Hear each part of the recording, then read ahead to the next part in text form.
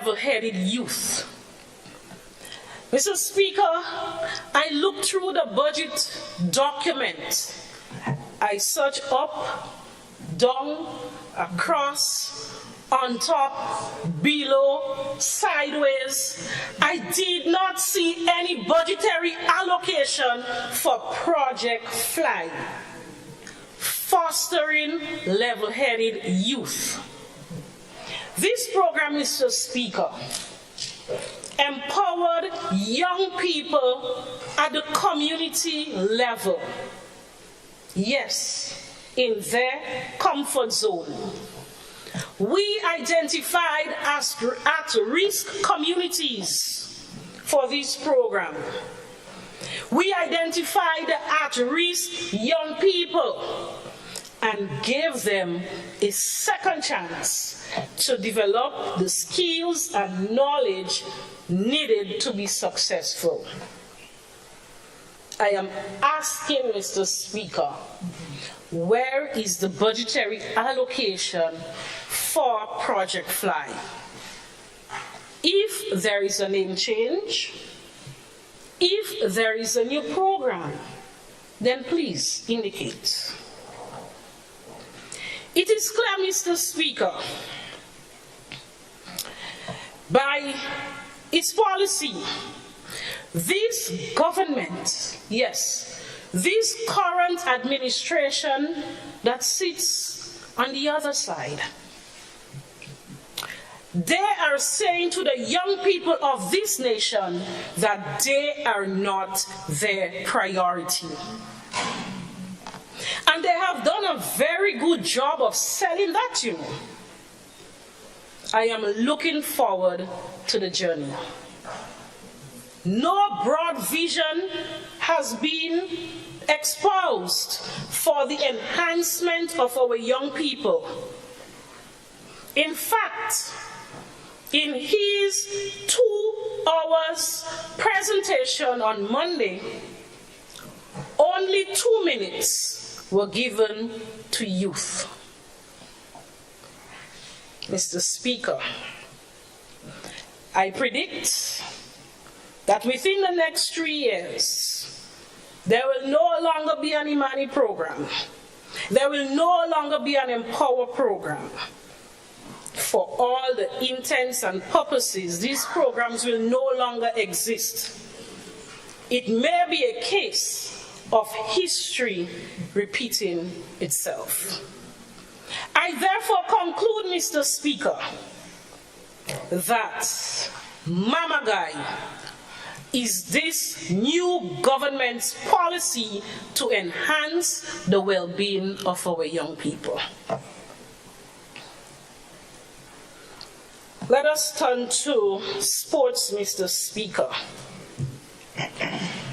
Mr. Speaker, we also get no sense of any hopeful initiatives for the enhancement and advancement of sports in this country.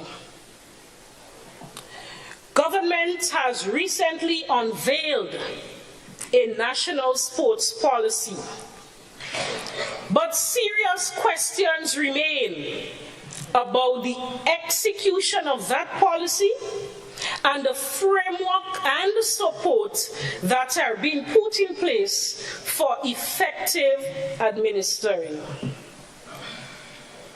Its proposed introduction is already riddled with conflicts and contradictions and has been effectively set up to fail.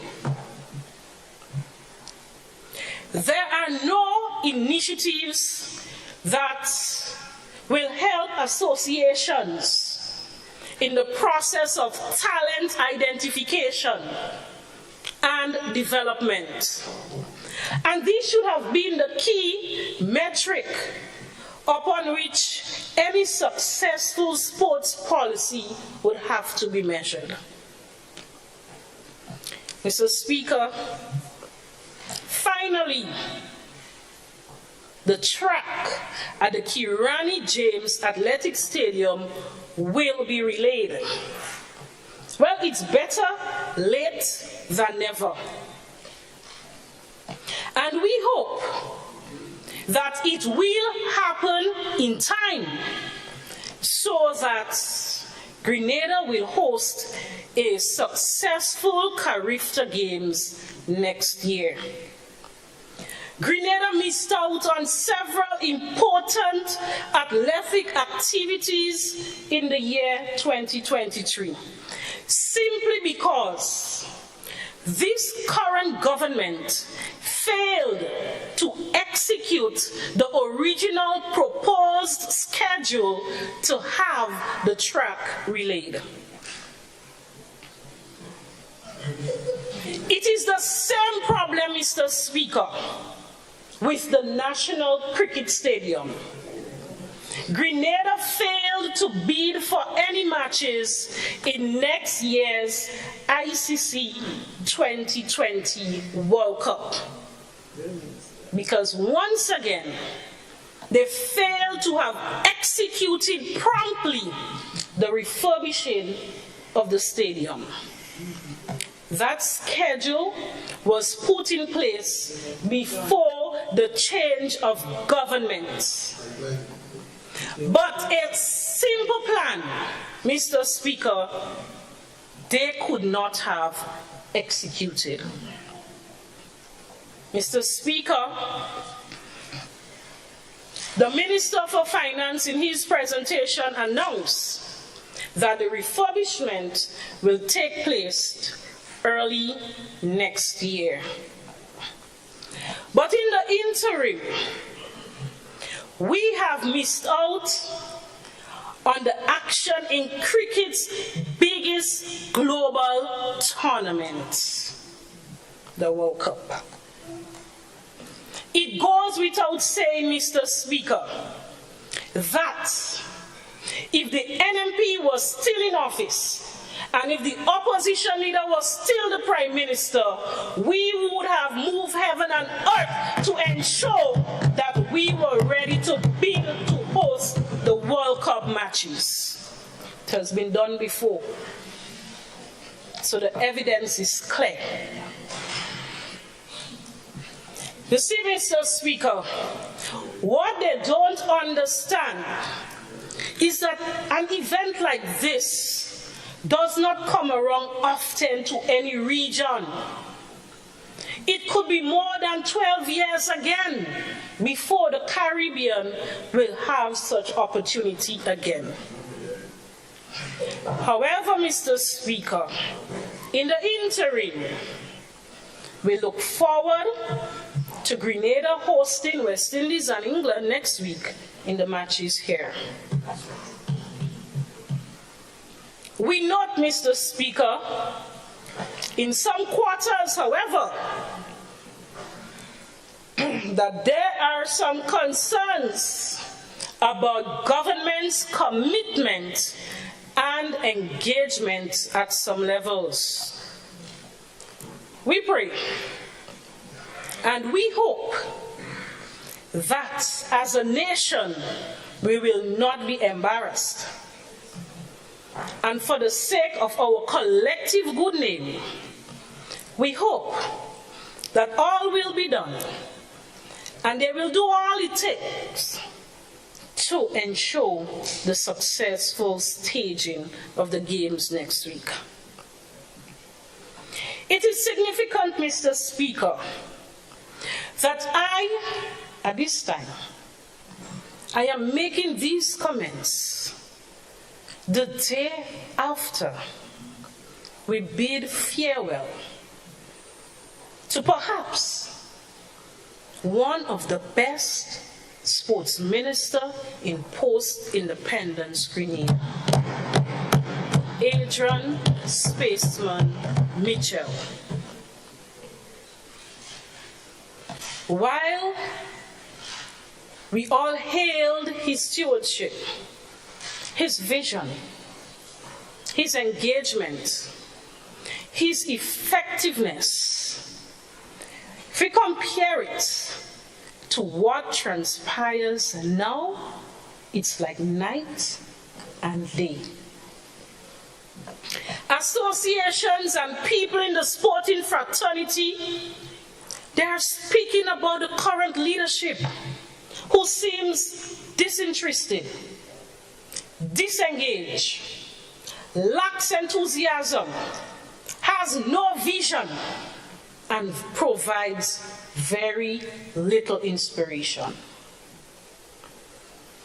But before this debate is over, Mr. Speaker, I am sure you will hear a lot of platitudes, a lot of nice sounding phrases, and lots of exaggerations and false narratives from the other side when it comes to sports development.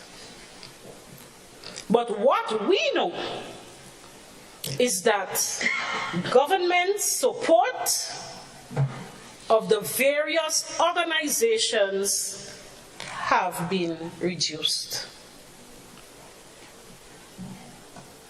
Mr. Speaker, the question must be asked: what is government's policy going forward for the development of sports and culture? Do they have one?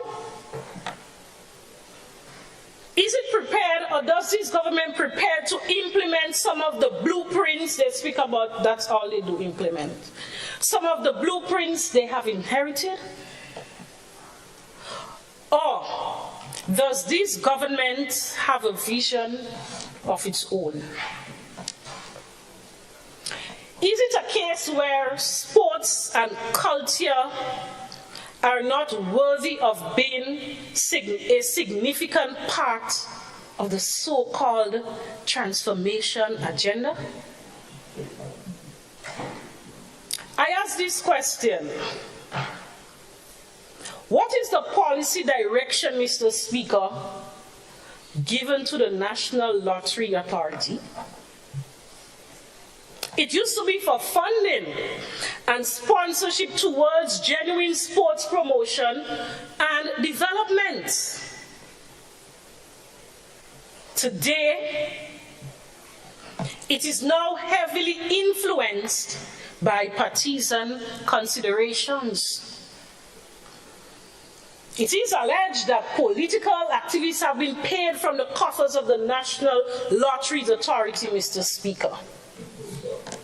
This must be investigated. Mr. Speaker, what about a systematic approach to funding and supporting community-based events, cultural events, and festivals that will help enhance our culture? It was once said many moons ago that where there is no vision, the people perish. I say no more on that. Mr. Speaker, the creative industries.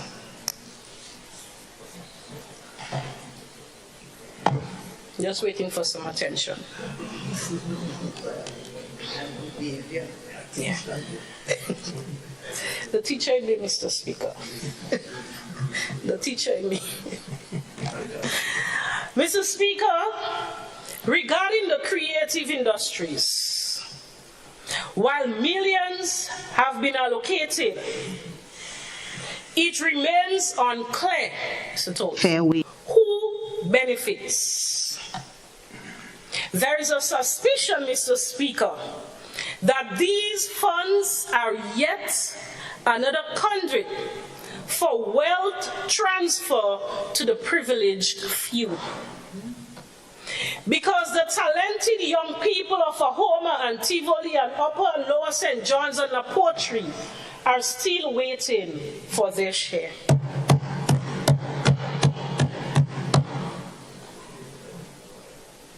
Mr. Speaker, we applaud, and I said it before, the idea of putting a fresh emphasis on the creatives. I've said it. maybe at this time we need an update on what has been unleashed since Unleash. There appears to be no follow-up, no tangible achievements, or pushing the ball forward since that glitzy event that appears to have benefited certain subcontractors, Mr. Speaker, more than anything and anyone else. So, Mr. Speaker, wake up. Was this a genuine event about developing a subsector, or was it just another event that served as an opportunity for a hustle by certain subcontractors? Mr. Speaker, it will be useful if a full, transparent report on Unleash is presented. Mr. Speaker, let's give credit where credit is due. I believe that. This government has become very good at event management. No wonder. Anytime there is a vacancy, the move is to promote an event manager. The launch of the Independence Celebration, very good event management. Never mind the wild spending. Never mind the overrun budgets. But what has transpired after? Nothing, Mr. Speaker. Sadly, Mr. Speaker, this government is fumbling its way around. And this 2024 budget is a very good indication. Mr. Speaker, as I close, I want to return to the beginning.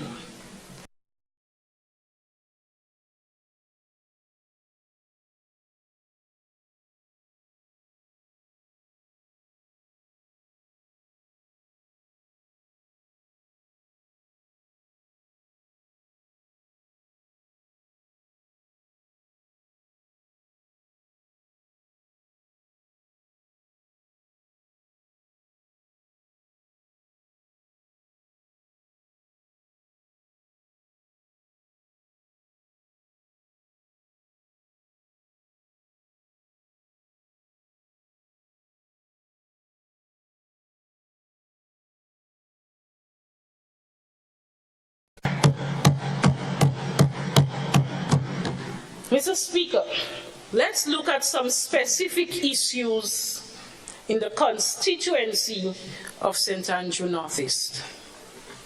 You already had a tough 18 months under this administration. Very tough for the people. I wish to draw the attention of this House, first and foremost, to the Pearls, Minister gone, to the Pearls playing field. This facility once was brimming with energy and the aspirations of our young people, now lies in a state of neglect. The maintenance of the field is below standard.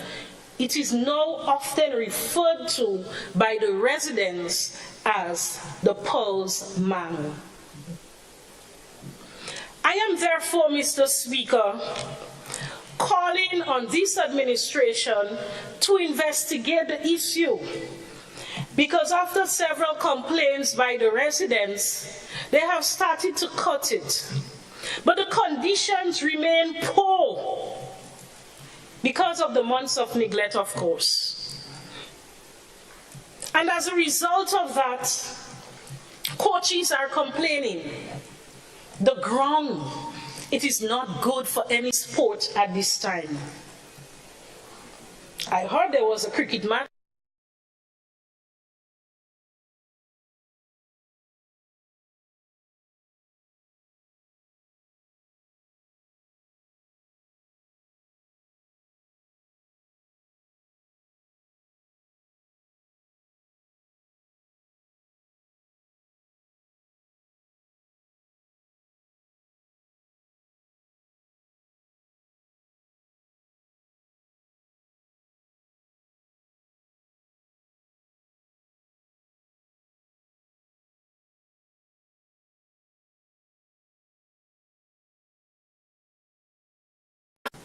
Their access to a well-maintained playing field is crucial for their development in sports and fostering a healthy lifestyle. This neglect, Mr. Speaker, is more than just a missed opportunity. It is a disservice to the young people and the community. The Simon Cultural Center. Mr. Speaker, I am pleased that the work, which was once stopped, has restarted, and the work is ongoing. Because the Simon Cultural Center will be more than just a space for the young people and the constituents of St. Andrew Northeast. It will be a hub for all Grenadians, young and old. And once completed, it will be a place where culture, tradition, and modern aspirations will meet, creating a melting pot of ideas and shared experiences. That is why, Mr. Speaker, once I got into government, under the new National Party administration, I advocated heavily to get this project off the ground. It was not easy, but we got it off the ground, and I'm happy that the work is progressing. This center, the Simon Cultural Center, where I was born and raised in that area, is a testament of our commitment to the holistic community development and embracing every member of our society.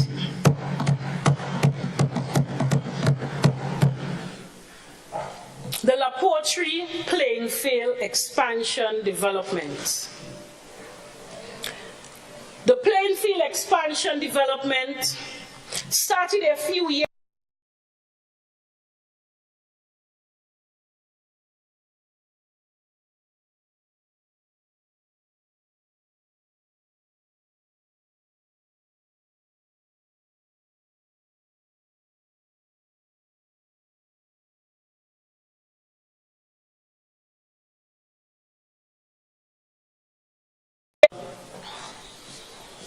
all that the people was asking for under this current administration is for the lights to be connected with electricity.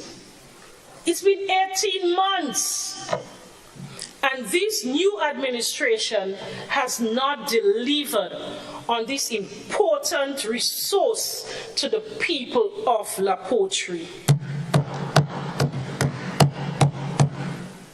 Only electricity, Mr. Speaker. The lights are up. It's already installed. You see, this delay is depriving the community, particularly our young people who depend on these facilities for the evening activities. I am calling on the administration to complete the work that we started on the La Poultry playing field lighting installation. Our community deserves that much, Mr. Speaker. Mr. Speaker, the Grenada Christian Academy, GCA as we call it, located in Pose. The progress of that school, Mr. Speaker, a project that was brought to fruition through the hard work of the new National Party administration. Yet, this government failed to acknowledge the fundamental and foundational efforts that our administration did to get the school to where it is today. We heard there was a signing for the contract. It is crucial, Mr. Speaker, that we acknowledge the groundwork for this project. It took decades. The situation was unique, different from the Mount Rose, different from the Bishop's College that were ready in a few years. The GCS situation was unique. However, we have to acknowledge that the groundwork was done, from the land identification to the source for the funding source under the GIP project, to the environmental assessments, the numerous community consultations, the drawings, the designs, the drawings, and starting the tendering process. All this current administration did was organize to award the contract. Yet, they failed to acknowledge the hard work of this administration, led by my colleague MP here, MP Emlyn Pear, when she was the Minister for Education. Mr. Speaker, it is through such recognition that we will build a spirit of continuity and bipartisanship in our governance. Do not appear as if it's all your work. You got the easiest piece of the pie, Mr. Speaker. Please acknowledge the groundwork for this project. MIT. No. Mr. Speaker, beyond these local concerns, this budget reflects broader national issues that cannot be overlooked. The alleged economic growth is not trickling down to the average Grenadian. No, it's not. No. Go on the ground and you'll find out. Instead, Mr. Speaker, we witness the transfer of wealth to the politically connected, leaving the majority behind. And they know it. Their own people are complaining. They know. The plight of our people is not a mere anecdote. It's a reality that this budget fails to address. The gap between the haves and the have-nots is widening. And this budget does very little to bridge the divide. Instead of concrete plans for job creation, economic diversification, and social support, we see policies that further entrench inequality. The management, Mr. Speaker, of this situation calls for steady, visionary leadership. It calls for clear policy initiatives. Managing an economy is not managing a gala. It is not executing an event. It takes being sensitive to the needs of our people. And to understand them by feeling their pain. Mr. Speaker, as we look ahead, the question remains, what kind of Grenada do we want to build? Do we continue on this path of uneven development and unfulfilled promises? Do we strive for a Grenada where every citizen, regardless of their political allegiance, can share in the nation's prosperity?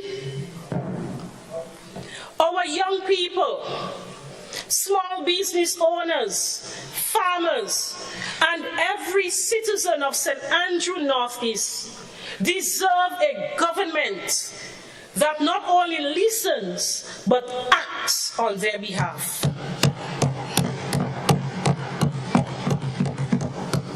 We need policies that genuinely addresses the needs of many and not just a few. It is time for this government to step up, not into the clouds, but step up and deliver on promises of economic empowerment, fairness, and inclusive growth. Mr. Speaker, I stand here not just as a representative for St. Andrew Northeast, but as a voice for a more fairer and inclusive Grenada. A Grenada where opportunities are accessible to all, where development is balanced and sustainable, and where every citizen can look forward to a brighter, more prosperous future.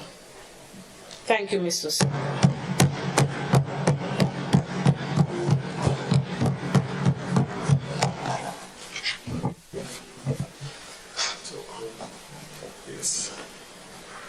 Thank you, Honorable MP, for the constituency of St. Andrew Northeast.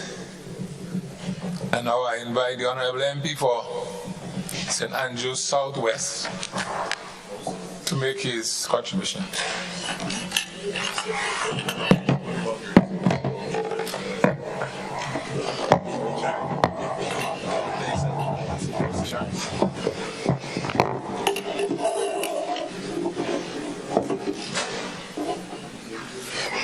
Thank you very much indeed, Mr. Speaker. Mr. Speaker, I rise to support the motion of the Honorable Minister for Finance, who presented the budget speech under the theme, Grenada at 50, empowering our people, transforming our nation.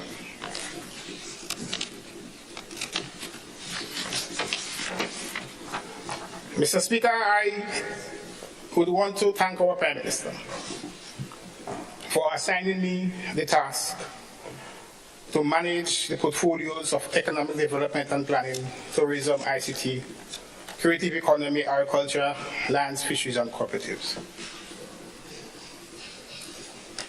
And I'm very mindful that the Prime Minister has entrusted the key economic sectors of our economy to our team. And so I take this opportunity to thank the Father Almighty for good health and for the strength allowing me to serve.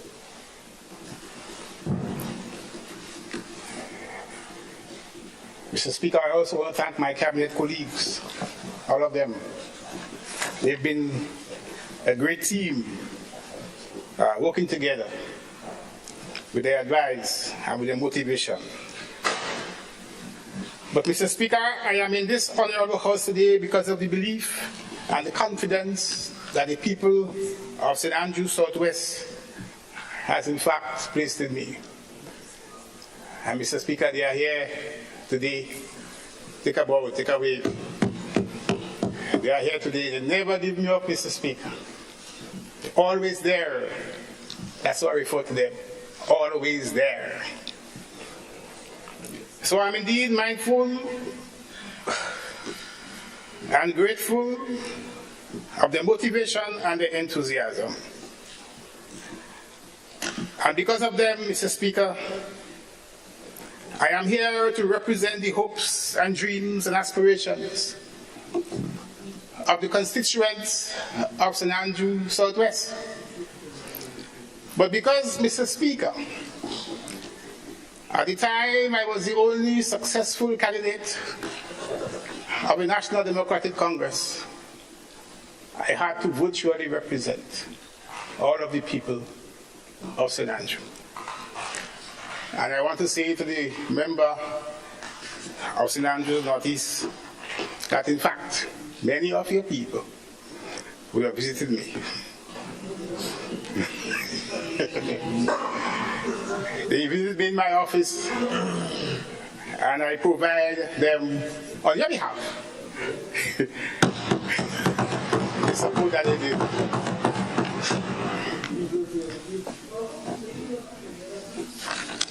Mr. Speaker, I want to say this. You see me? I cherish my job. I always, since my school days, and I went to school with Minister Peter David. Since my school days, Mr. Speaker, I always wanted to be in a position to represent and to contribute meaningfully to the social and economic transformation of our homeland and of our people. And so, Mr. Speaker, in what I do, I am guided in my effort by a philosophy of life, a philosophy of self-fulfilling prophecy that says that if you think things are going to get worse, you are going to act as if they are getting worse, and they will get worse. But if you think that things are going to get better, Mr. Speaker, you're going to act as if they are getting better, and they will get better. And certainly, Mr. Speaker, over the last few months, I have acted as if things are getting better. And we can all certainly well appreciate that things have certainly gotten better in this country.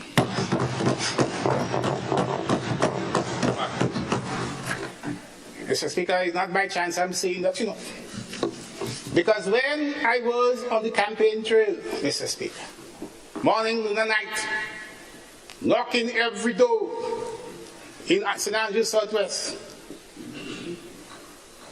there was a song I used to sing, a song by Jimmy Cliff, a song that guided me in my youthful academic exploits and my youthful academic formation. And the song is, Better Days Are Coming. You know that song? Better days are coming. Don't you get downhearted. Troubles will be over. Far across the mountain. Better days are coming. By and by. It can be this way always. A change must come. A change must come. There will be some brighter days. We'll have fun. We'll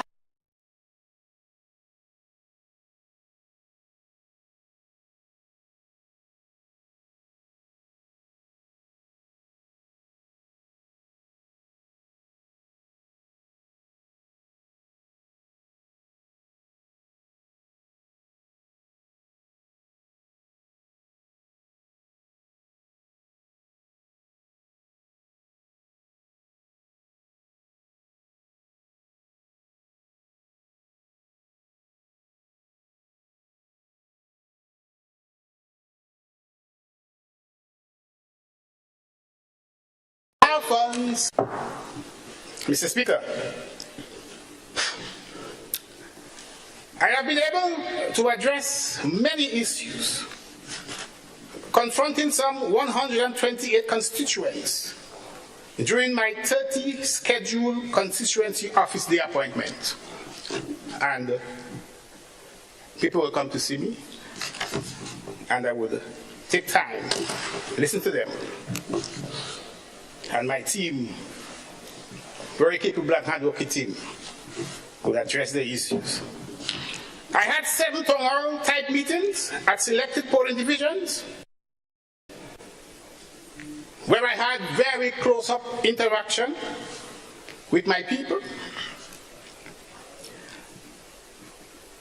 and where they pointed out to me what I had to do to make things better and to do a better job. One thing about the people of Southwest, they are always there. They are always there. And I remember that statement, that book I read when I was in school by Dr. Walter Rodney. And the name of the book was The Groundings with My Brothers. And in that book, Rodney was making the point that as a politician, one thing you must always do is maintain that grounding with your people. And I learned that since in days of GBSS. So, Mr. Speaker, we've been able to provide employment for a number of people. Long-term employment, 51 of them in administrative, clerical, agriculture, domestic, and other sectors. 25 obtained employment through contracts because we gave full security contracts to companies. 20 were employed on a continuous basis as members of the house repair and bathroom and toilet construction brigade. 105 gained short-term employment through our various villages. 995 got short-term debussing jobs. Mr. Speaker, a lot of things has been happening in St. Andrews Southwest. A lot has been happening. 122 constituents were provided with material assistance for the house repair. 45 constituents were provided with construction materials for bathrooms and toilets. Our housing brigade assisted 52 constituents in constructing and repairing their homes. The brigade, in fact, Mr. Speaker, constructed 9 new houses, and 15 families were assisted with bathroom and toilet construction.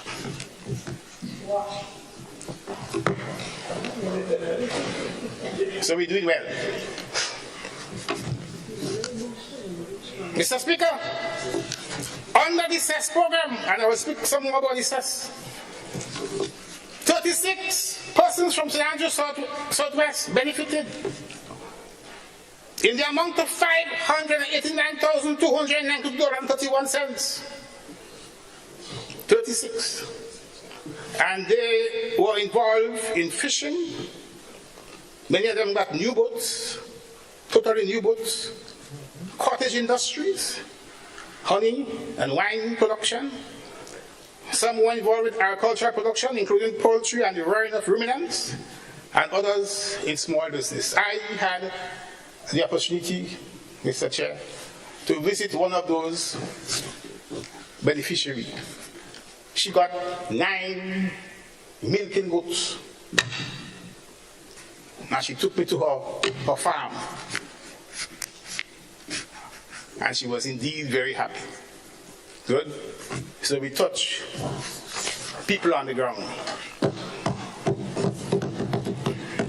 Mr. Speaker, 43 new persons from Southwest were added to the seed program. 43 new persons. And we have more to come. Mr. Speaker, Southwest is a huge place. We have 14 polling divisions. And almost every single polling division received some form of infrastructural development. So in Munich, 4 concrete roads were built, and 1 is presently under construction. I visited some myself. I went in Monica Ho, and I went in the Bamboo to see them roads myself. And then people glad. They're glad. They say toes, they just call me toes in my constituency. They say toes, you see that road you build there? You win already. They're so glad. They say toes, you see that road you build there? You win already. You're touching the people. In Soubise, and I'm living in Soubise, you know. But I only do 2 concrete roads in Soubise. 1 is ongoing. So people don't understand that. In Ford, we complete 1 concrete road. In Tilleries, we are constructing a bus shed. That will finish very soon. In fact, we get it now for Christmas. In St. James, we have completed 4 concrete roads and slipper drains, and we have 2 under construction. And these are long drains, 630 feet, 225 feet long drain. And some are being done with self-help. So we're organizing the people. In Richmond, a bus shed is being constructed as well, and 2 concrete gaps have been completed. In Hartford Village, 6 projects of varying nature have been completed. In Walker, 1 culvert is completed. In Karut, 4 projects of different nature have been completed. Some of them is also in Walker self-help. Because people are saying to us, just bring the materials for me, we'll get it done for ourselves. In Granbra, 5 projects have been completed. And of course, 1 is ongoing.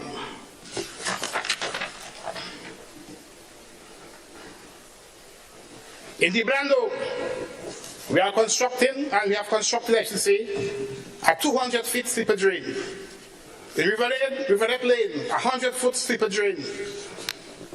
In Ladil, a similar 100-foot slipper drain. In Union, Mary is from Union. Mary is from Union. Mary is here. In Union, we have 5 projects of varying nature completed already. And of course, we have 1 that is ongoing. In Mount St. Ovens, where I go to church and pray for my sins on Saturdays, we have constructed some concrete roads and also a slipper drain.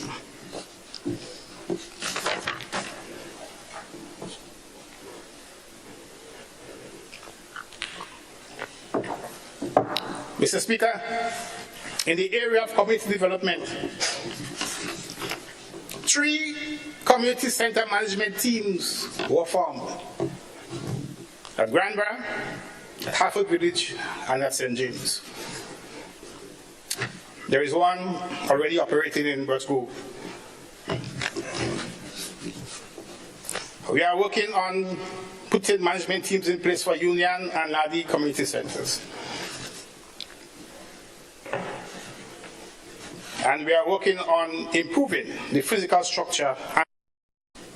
We are working on putting management teams in place for Union and Ladi community centers. And we are working on improving the physical structure and furnishing for 5 other community centers in the constituency. Mr. Speaker, in the area of tuition assistance, 12 of our constituents receive tuition assistance to pursue education and training locally and regionally. In fact, Mr. Speaker, 1 of our constituents received an international scholarship and is now pursuing a master's degree in London. Mr. Speaker, 3 of our constituents participated in short-term courses in China.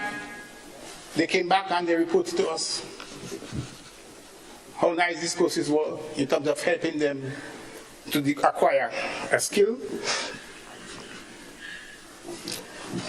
And of course, Mr. Speaker, we were able to give a number of donations to our constituents, both in cash and in kind, to individuals, to sporting organizations, and to sporting clubs. I want to say, Mr. Speaker, that for the Botsgrove Community Development Committee, we were able to provide them with some computers. And 2 of the community members have taken the decision to assist our school children with evening classes, with their SBAs, the school-based assessment, and of course, in also helping them in certain basic computer skills. And we want to do more of that in our constituency. In fact, our intention is to convert, if not all, most of our community centers into resource centers and utilize them to train our young people. Mr. Speaker, I want to say this.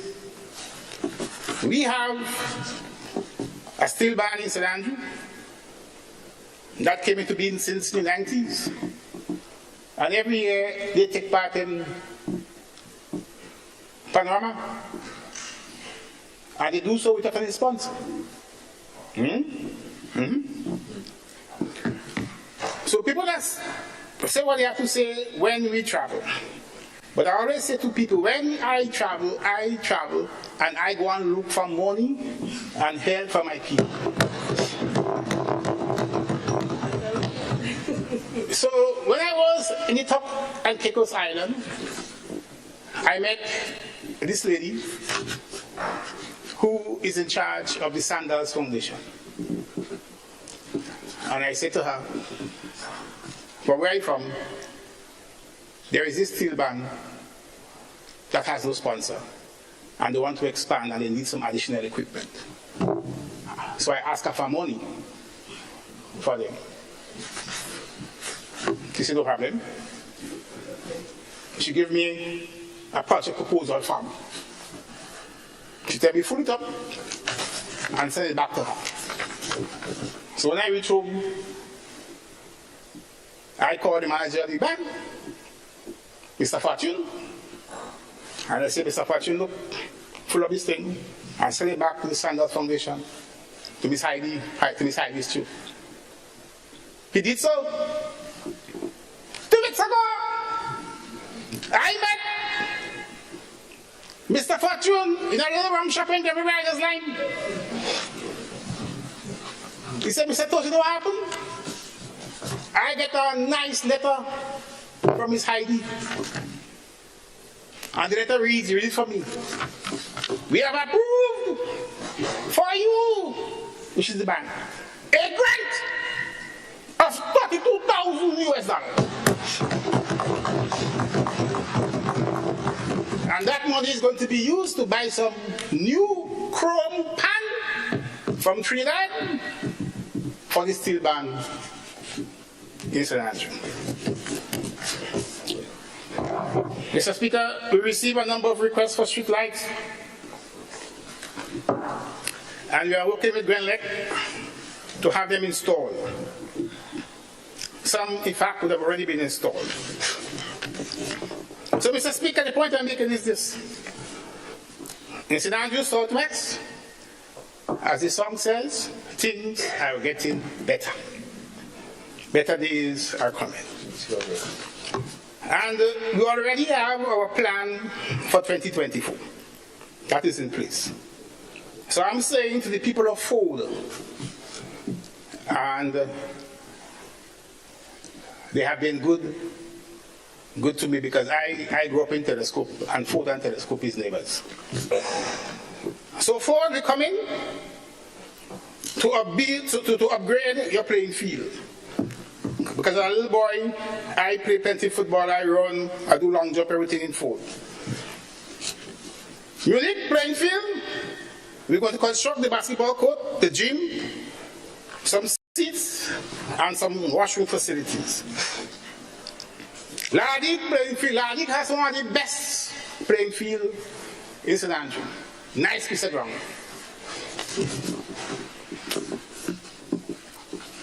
Last week I met with the Lardic Community Development Center. And I promised them that we are going to upgrade Lardic playing field. So that is coming. Union Community Center, we plan to put an upper floor with some sitting accommodation. And Upper Capital, St. James playing field. Mr. Speaker, the young men in that area, they have been asking for a tough wicket. We had a little talk more with them about a month ago, and all the young men said they want a tough wicket. So we have that done to do for them, Mr. Speaker, for St. Andrew Southwest, very early in 2024. So I repeat that I once again want to express my support, my thanks to the people of Southwest and to my team here with me for the work they have been doing with us. But, Mr. Speaker, as I said before, I was the only representative for St. Andrew. And many people in St. Andrew came to see me in my office.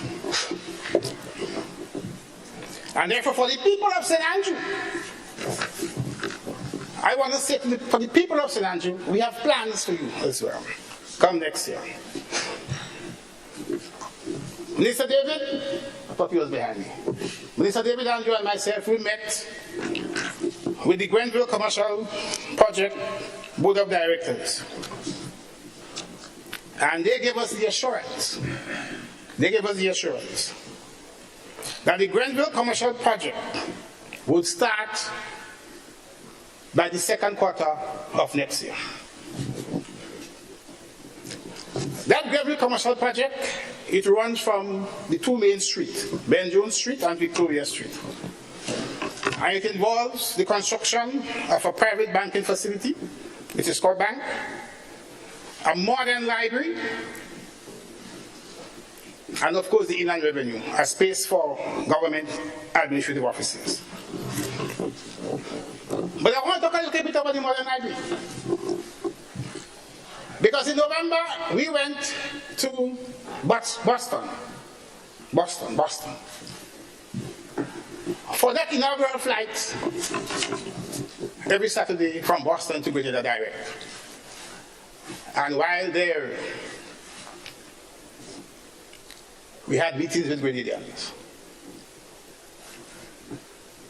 And we met with a Grenadian. His name is Fitzroy Alexander. He come up right in Grenville, right by the old church. And he has the biggest bakery in Boston. He has the biggest bakery in Boston. He told me, well, you know me. Because everybody knows me, I've been around. So he said, Toz, I know you. And your mother, she used to work in the pool. My grandmother, Miss Mijula, used to work in the pool too.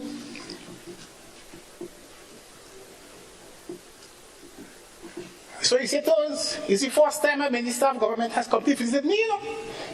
So he's glad.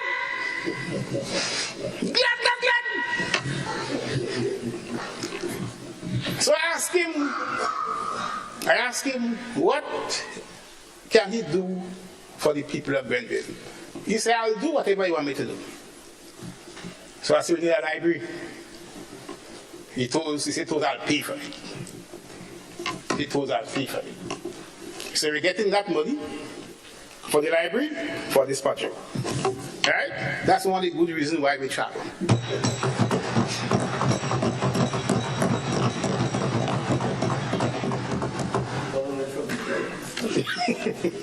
And that's not government in the that's probably sad.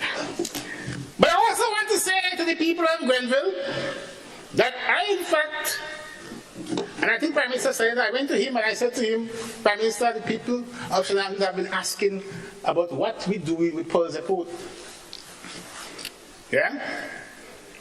And I said to him, there are investors, people who are interested in converting Pearls Airport into a strip for training pilots. Good?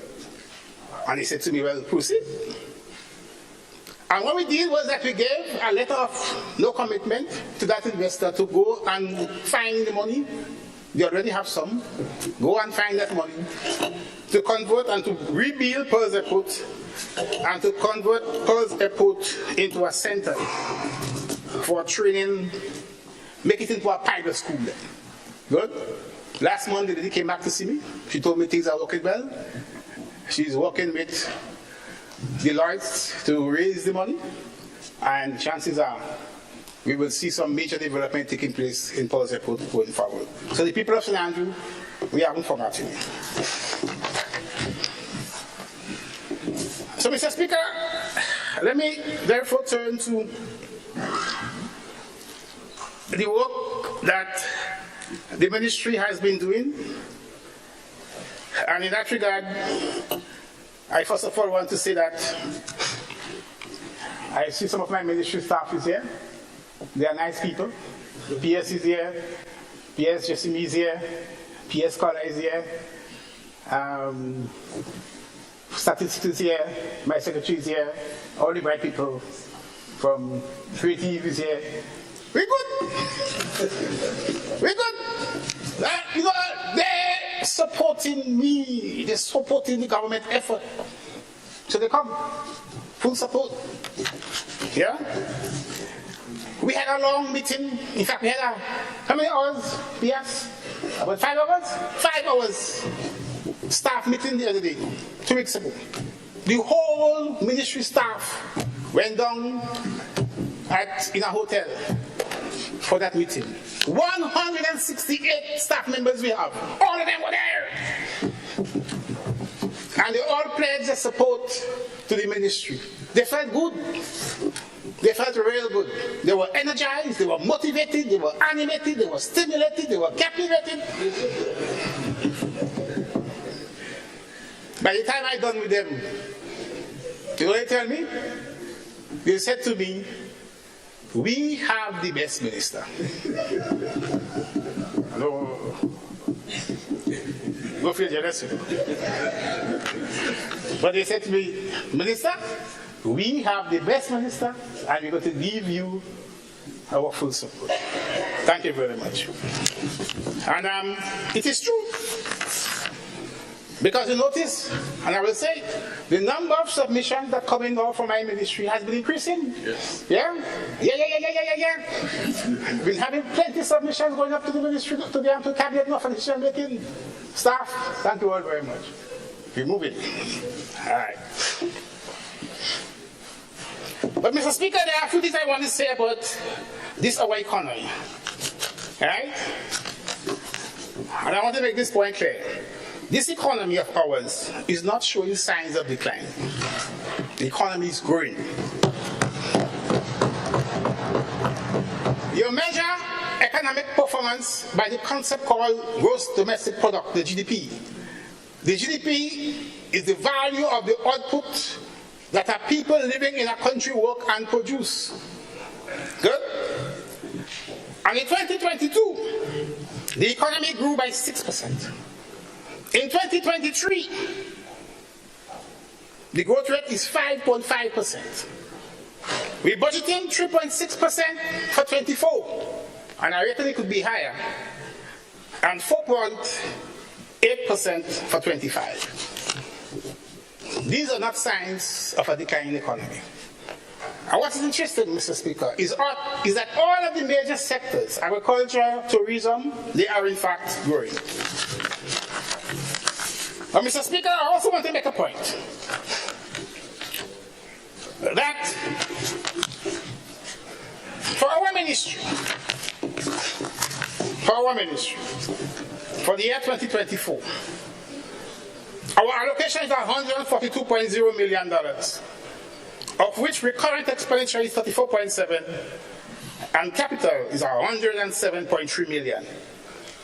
That capital expenditure is an increase of 70.8% over 2023 or 2024.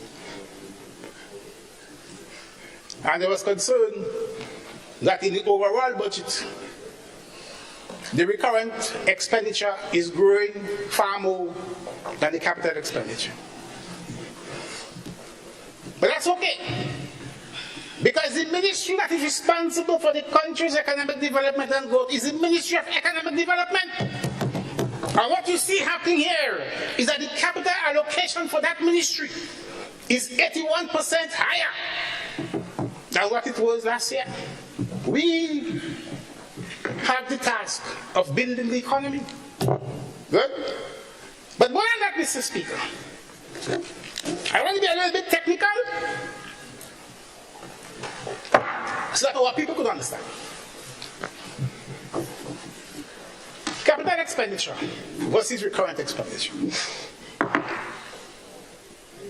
There is a view that capital expenditure is what leads to growth, and that it leads to growth more than recurrent expenditure. But the point is this: capital expenditure does not impact immediately on growth. Capital expenditure growth lags. And the reason being that it takes time for the project. It takes a year or two for a project, for a road to finish. It takes a year or two for the cement pavilion to be completed. Yeah, it takes some time. So the impact of capital expenditure is felt down the road. So when economists are modeling the impact or the effect, the correlation between capital expenditure and growth, what they will do is that they will lag capital expenditure. So you'll see a T-1 and a T-2. And those T-1 and T-2 is to cater for the impact, the historical effect. Yeah? But on the other hand, recurrent expenditure can impact on growth immediately. In fact, when countries are in a period of economic downturn, they're in a recession, and you want to turn this around, what most governments do is to implement what is called expansionary fiscal policy. Expansionary fiscal policy. And expansionary fiscal policy has two components. One is you increase recurrent expenditure, or two, you lower taxes. The impact is the same. The impact is that your disposable income, which is your income after tax, increases, and there are more money in the hands of the people to spend. Yeah? So when the people have more money in their hands to spend, demand increases.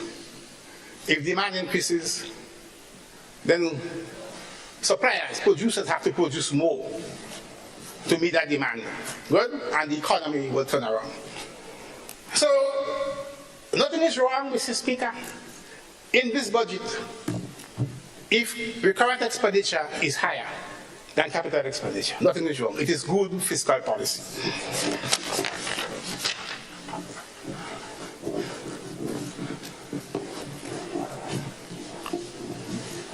So, Mr. Speaker,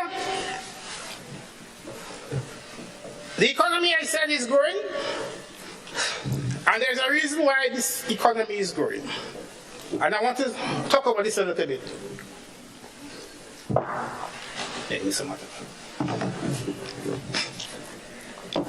Mr. Speaker, you see this government here, led by our dear Deacon Mitchell? This government has a philosophy of development. And that philosophy of development says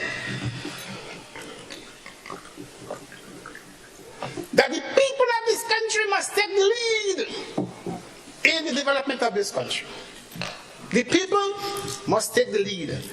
The people must be seen as the object of development and as the subject of development. As the object of development, the people must be the beneficiaries of the development. But as the subject, the people must take an active part in the development process. We can't develop our country if our people don't work and produce. And in that paradigm, government's role is that of facilitator and regulator. Government's role is to make sure that the conditions are in place so that our people can use the time, the talent, and the treasure and produce a good or a service for which there is a demand, so they can earn a decent income and live a decent life. So as government, we are the facilitators of economic development. And I'm making this point because, and sometimes I get bruised for it, but I'm going to say it because it is correct and it is good. I'm going to make this point firmly.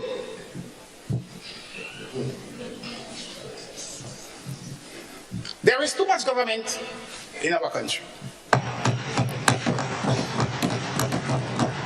There is too much government in the economy. If you want an economy to develop, my people, you have to put the development in the hands of the people. So we have to educate them, train them, empower them. Yes. And provide the conditions for them to use their resources to produce. The industry that we have to produce, the industry must come from our people. And government must facilitate that process. I remember in an economic class, the professor asked this question: what's the role of government in the economy? In fact, I wrote a whole book on that. I wrote a whole book on the role of government in the economy. The professor asked the question: what is the role of government in the economy? A student put up his hand. Sir! To give people work. And next one stood up. He says, so the role of government is not to give people work. The role of government is to facilitate those who own the means of production, facilitate them to use it to produce goods and services so the economy can grow.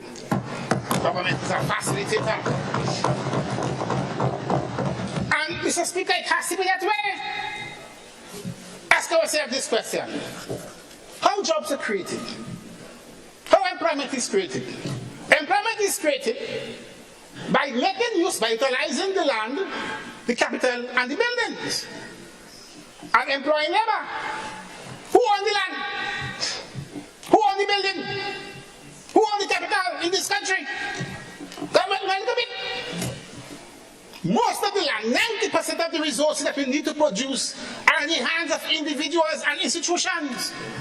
And therefore, they are the ones that must use them to produce the goods and services that we need to consume and to export. Yeah? And therefore, government role is to make it easy for them to do so. So government will construct the road. You will build the public goods, what we call public goods. Ensure there is law and order. Public goods, so that people can get involved in the productive process. And Mr. Speaker, this is what we have been doing as a government. And I always say, I like to put it this way: government is not concerned with giving people work. Government can give people work to the extent that it has to create public goods. It can give people work. So government is not really concerned, is not so much concerned with giving people work. Government is more concerned with putting people to work.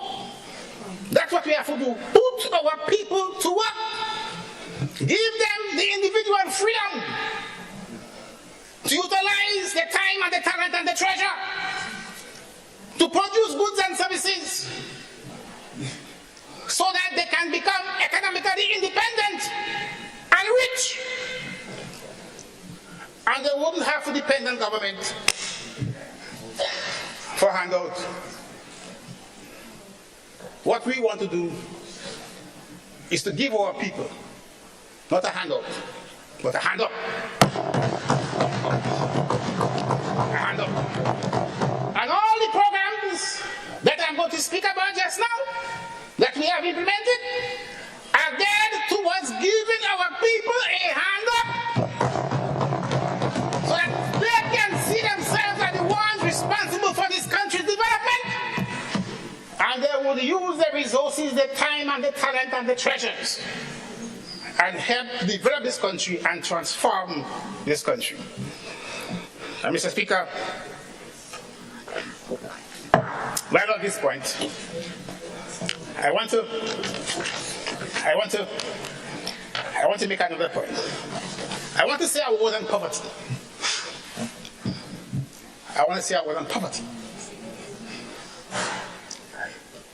In this house, there are those who cherish coming here and speak about the poor and vulnerable, as if there is something nice about being poor. There's nothing nice about being poor. None of us was poor. We know what it is to be poor. There is absolutely nothing nice about being poor. Nothing. When you're poor, you lose your pride, you lose your dignity, you lose everything that will buy you. As Prime Minister said this morning. Good? And they have it in their head that poverty cannot be eradicated and that the poor will always be with us based on what the Bible says. Mr. Speaker, let me tell you this.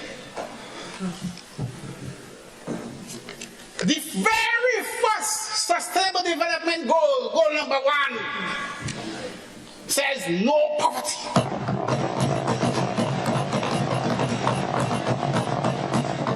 Goal number 1 says no poverty. What that means, and we subscribe to that. We subscribe to those goals. And you come in here every time and talk about poor and vulnerable. It's about time you stop that. Having been in office for so many years, you should have put the plans and programs in place to eradicate poverty, and that's what we're doing now.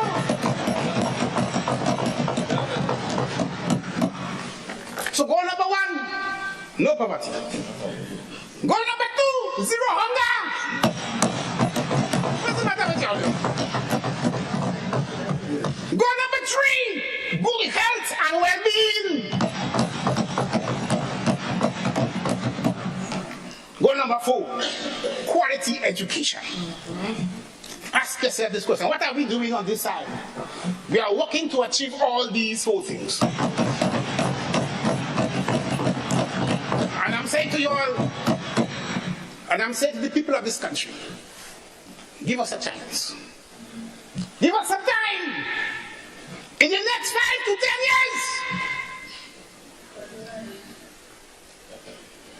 there will be no more poor people in this country. So that when you come to this honorable house, you won't be talking about poor and vulnerable. You'll be talking about the rich and the famous. Because I can't imagine it. How after 20-something years, you're talking about poor people still? If one thing would have made you happy as Prime Minister and as government is to give our people a better life. I mean, to me, it's a cardinal sin.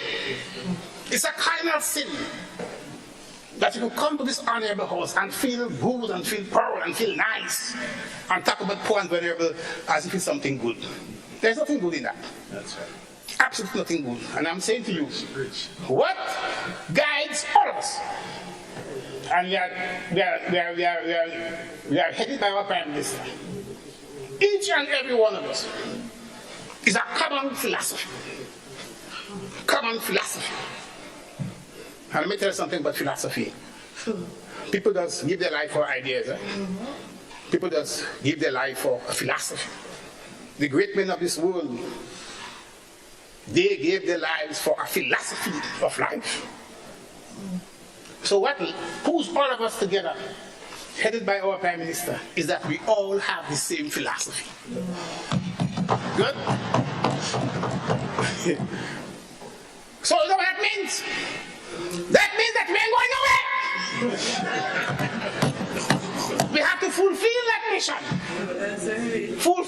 mission, Mr. Speaker, right, of giving our people a better life and of eradicating poverty in this country.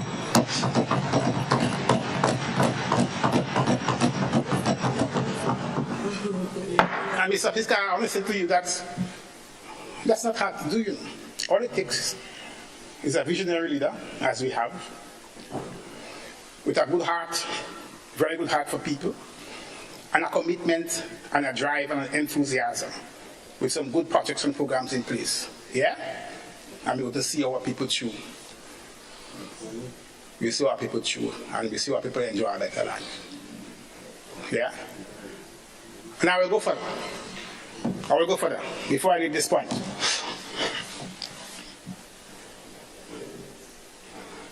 When I graduated from University of West Indies with a master's degree in development economics, and I studied development economics. Development economics has to do with what countries have to do to develop.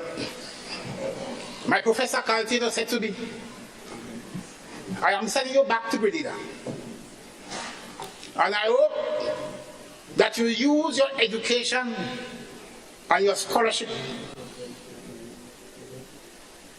never to keep your people poor, but to help them to improve their living standard. That's what he told me. I can't let him down. I can't let him down. I was in Washington in May of this year. After the IMF meetings, I met some of my friends who used to work with me at the Central Bank. They said to me, Toes, you know, I'm happy that you are where you are. But the one thing I want you to do for us is to make sure that you take the Grenadian people out of poverty and give them a better life. I can't let them down. And I'm happy that I'm guided. I have a leader who is thinking like I am thinking, and we have a whole team who is thinking like I am thinking, so we will achieve that. So people of this country, just give us a little time, and we're going to fulfill our mission for you. And therefore, Mr. Speaker, the plans and the programs I want to refer to are precisely those plans and programs that are geared towards empowering our people, giving them the tools for them to work with, educating them, training them, developing them, so that they can come out of poverty, and that individually they can contribute to the social and economic transformation of themselves and of our country. And Mr. Speaker, I want to start with the cess. It is true, Mr. Speaker, that when we came into office, we made plenty money. Right? And the cess had plenty money. But there's a reason why the cess had plenty money. The money was supposed to be given to all those who were affected by the pandemic. The bus drivers, those who work in the hotels are coming. Give me a 10 minutes, please, sir. Give me 20 minutes, please.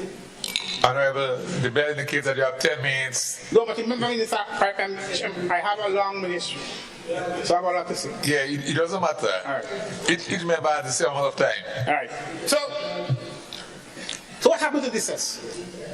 Each month, those who were affected by the cess were supposed to receive $800 per month for 3 months. The government paid them only once. Only one they got paid for. Right? And I remember when I was in the credit union, the bossman came to me and said to me, I want you to help me reschedule my loan because I was expecting that money from the government and we didn't get it. And I was able to do so. So with this cess, Mr. Speaker, we were able to pay out in equipment and tools for small businesses around $10 million. Over 450 people then benefited from that. Money, assistance directly to their businesses. Good? And I will tell you, I have the numbers here. In agriculture, 56 persons, $1 million. Agro-processing, 25 persons, 416,000. In fishing, 106 persons, $1.9 million, $2 million. And the list goes on.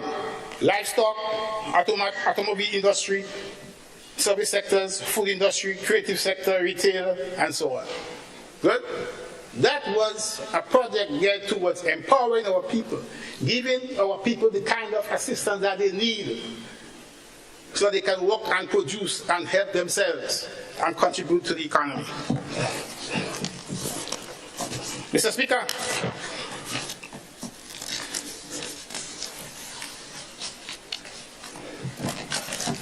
my time is short, so let me say this. In the area of tourism, Mr. Speaker, in the area of tourism, we had $1 million in the budget because our policy was that of community tourism. So we put $1 million in the budget to assist small businesses who are involved in the tourism industry. And we said to them, fill up this form, fill up this proposal, submit it. Good? How you could expand on your tourism product and your tourism service, you can get up to $75,000 as a grant. Yeah? Mr. Speaker, we received over 600 applications. The committee looked at them, our internal committee looked at them, and out of them we selected 28, and we took 28 to our committee, internal committee, to review and make a recommendation to our minister.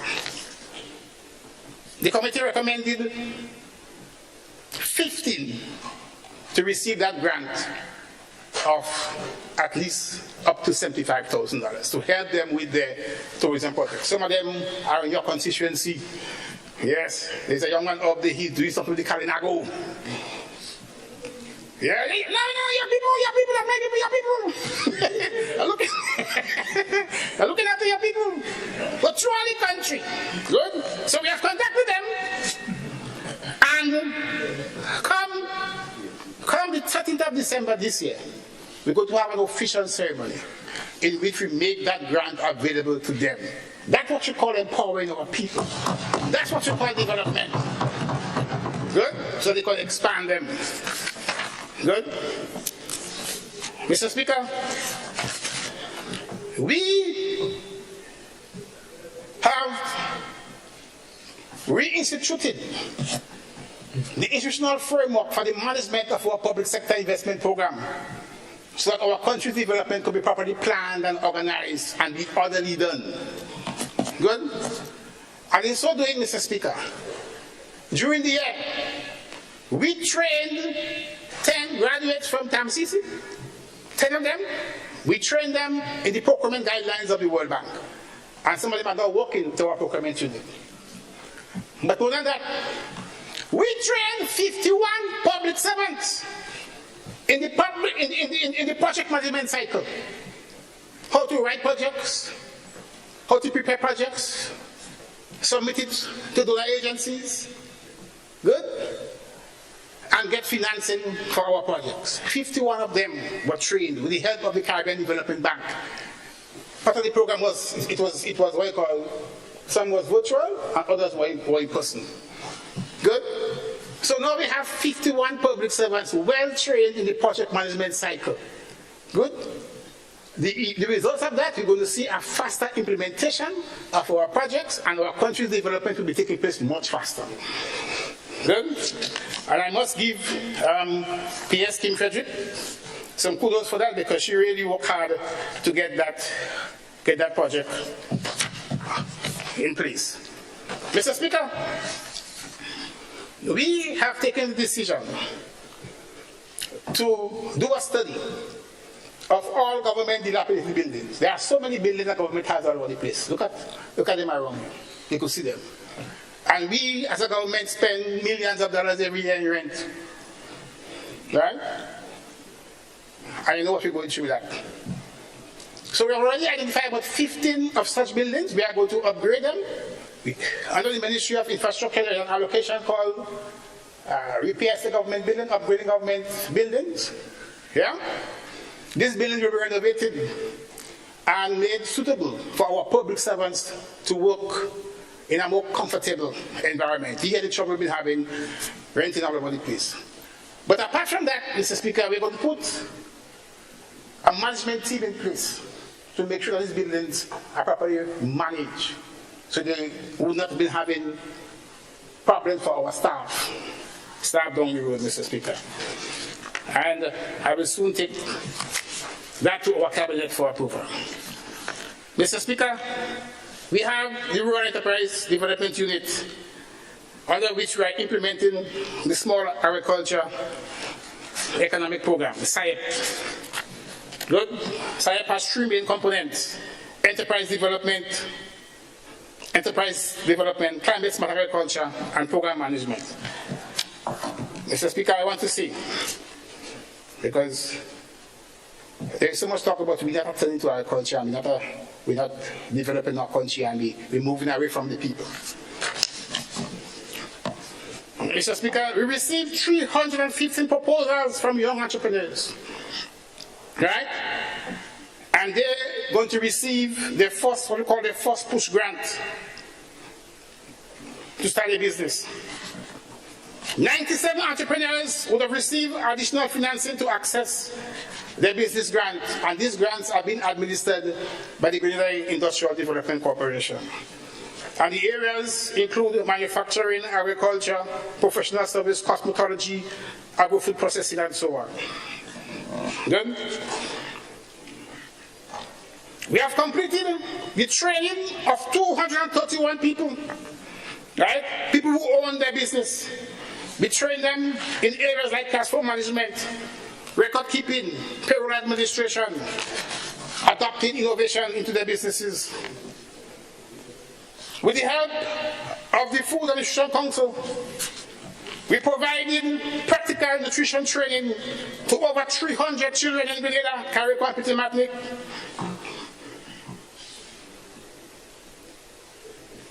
Extension and marketing support was provided to over 500 beneficiaries through our financial management training and extension of the project. They got training in weed management, soil conservation, crop management, the use of protective equipment, and innovation. This year, 2 access farm roads, namely the Granton Road and the Closure Road, are presently under construction, over $300 million. I myself went to the Closure Road to see it under construction. So, Mr. Chairman, when you're talking about we're not looking after the agricultural sector, here is some very clear examples.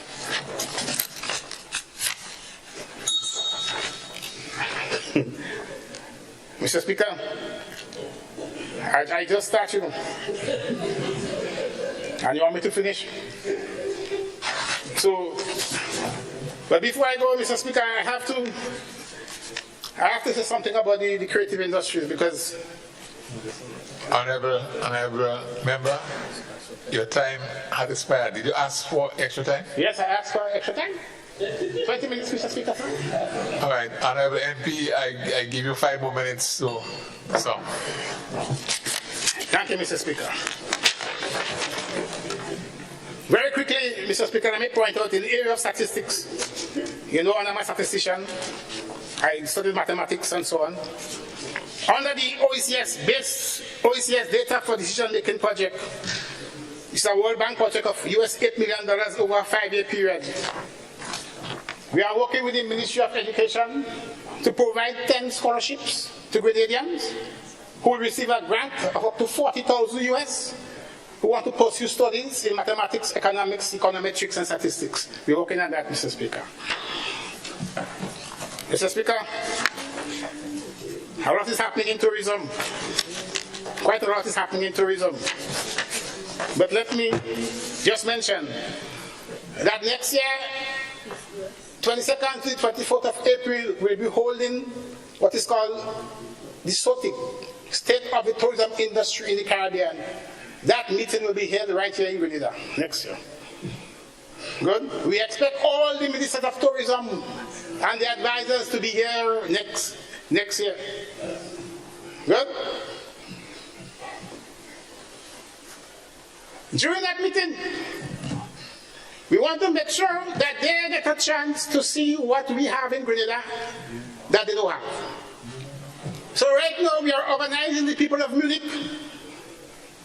to have a cassava festival. Because Munich is known for cassava. So during that week, the ministers of tourism from the region, they will take some time off and they will go to Munich and they're going to buy all things cassava that will be on sale by the people, produced by the people of Munich. We're working towards that. Mr. Speaker, let me mention to you, in the area of airlift, I told you we just come from Boston to get a direct flight to Grenada. But presently we have 10 key airline partners for Grenada. 10. Air Canada, American Airlines, British Airways, Caribbean Airlines, Condor, Inter-Caribbean Airways, JetBlue, Liat, Songwin, and Virgin Atlantic. All them hotels full up. All them hotels coming in. Yes. We're good. We're good. And you say we doesn't give praise. I have to give praise to the members of the Air Transport License Board, Richard Strong, Aaron Carter, Anya Chouchong, our chairman Randall Donald, Kerry Pierre, Sheldon Alexander, Clifford Campbell, and of course Petra Roach. And I want to say to you, Madam former Minister of Tourism, if one thing you did good for the tourism industry was to recruit Petra Roach, because she's good. She's good. She can negotiate and represent and make Grenada nice. So I thank you for that. So we're good.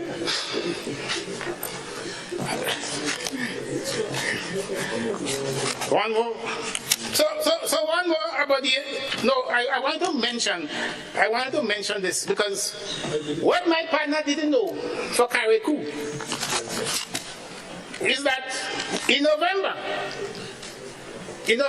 UNESCO made a decision on Grenada submission to have inscribed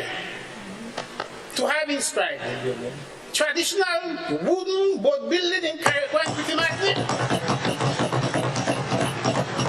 on the list of intangible cultural heritage of humanity.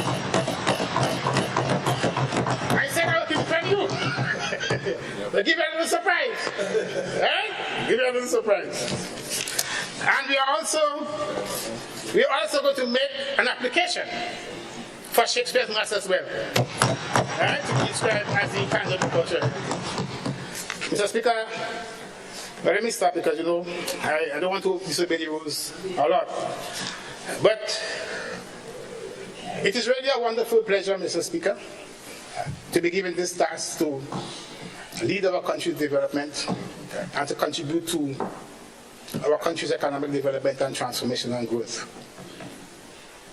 What makes me happy, Mr. Chairman, is that I can see the benefits of my hard work. And I know there are many people around this world who would have helped me to be where I am today. And I want to commend them for taking the time to take care of me and to bring me up and to be what I am today, Mr. Speaker, so I can do something good for our country and for our homeland and for our people. Thank you very much indeed, Mr. Speaker.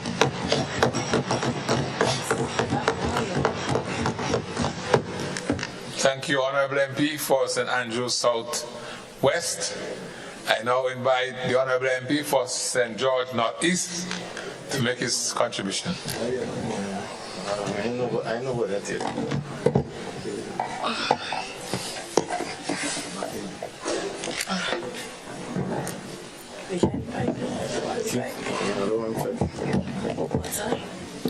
Water? Yes.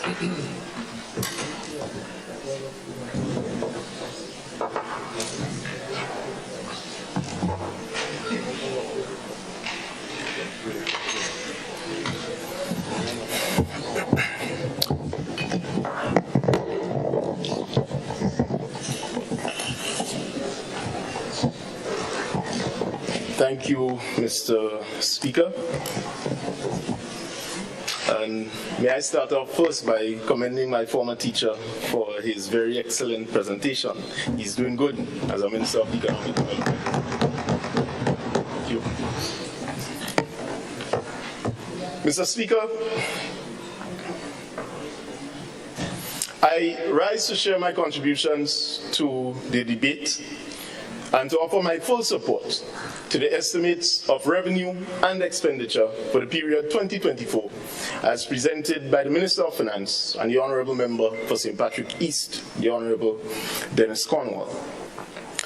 Mr. Speaker, Budget 2024 is the commencement of a full-scale effort on the part of this administration, not just to tweak numbers or to change names of programs as presented every year, but to begin the process of changing the mindset of our people so that we can all realize and achieve our long-dreamed vision together.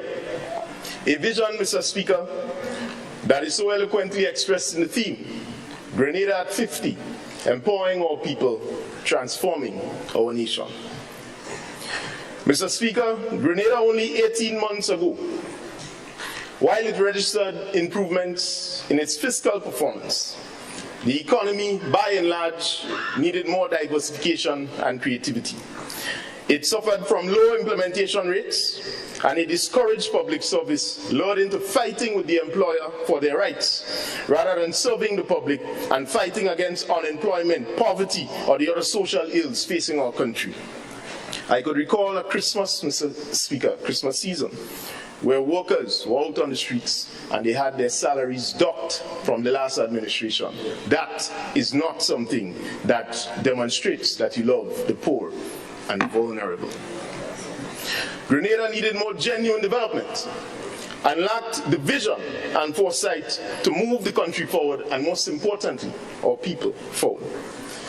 And so today, following that historical upset on June 23rd, 2022, and the introduction of what I like to consider generational change, we see a small but essential glimmer of hope as we mark our first 50 and chart the course forward for the next one.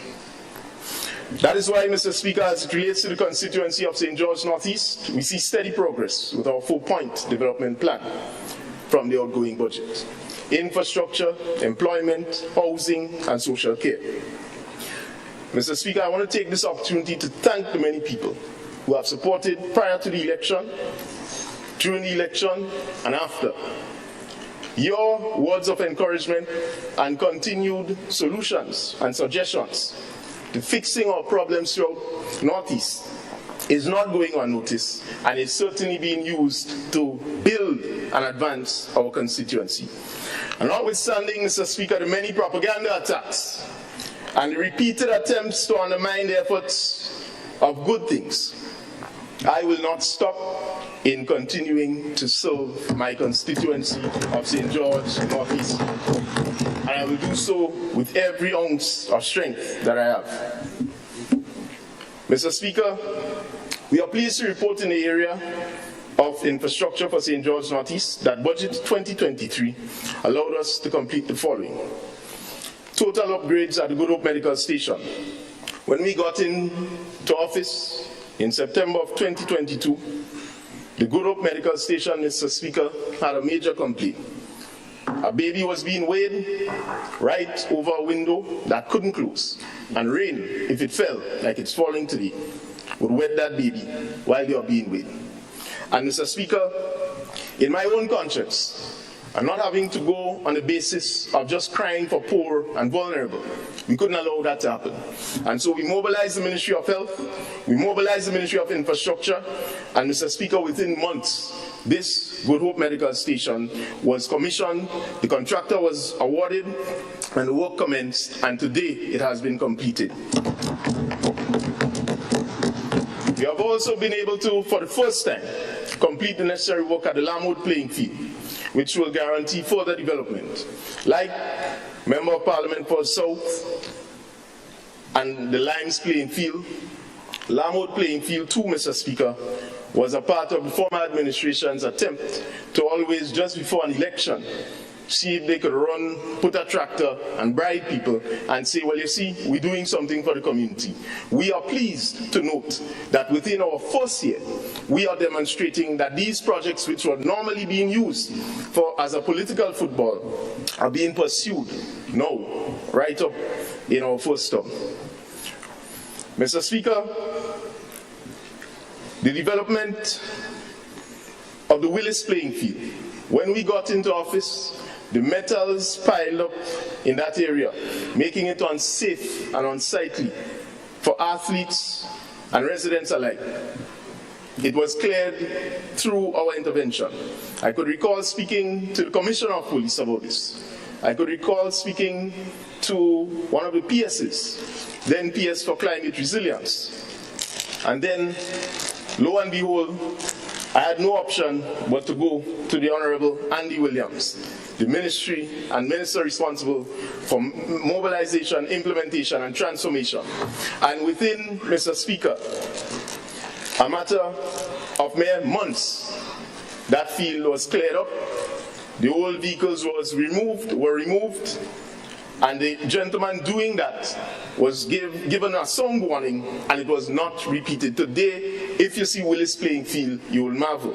While we have some problems which we inherited, we are going to be correcting that in 2024. Mr. Speaker, we have completed a record number of repairs to roads, drainage systems, and small bridges throughout the entire Northeast from August 2022 to November 2023. In particular, in the last 7 months, we have approved and started 12 additional projects on our list, which include, but is not limited to, the total number of projects. The Vendome Storm Drain Phase 1 completed, Vendome Cemetery Road completed, Bellevue Bay Road Phase 1 completed, Lamwood Bridge Repair completed, Bellevue Bay Road Phase 2 completed, Monge Bus Shelter ongoing, New Hampshire Post Office ongoing, Mardi Gras Box Drain to start in 2024, Lamwood Pasture Toilet Facility to begin in 2024, Vendome Primary School repainting to start in 2024, Top Monge Road and Drainage System ongoing, Monge Box Drains to begin in 2024.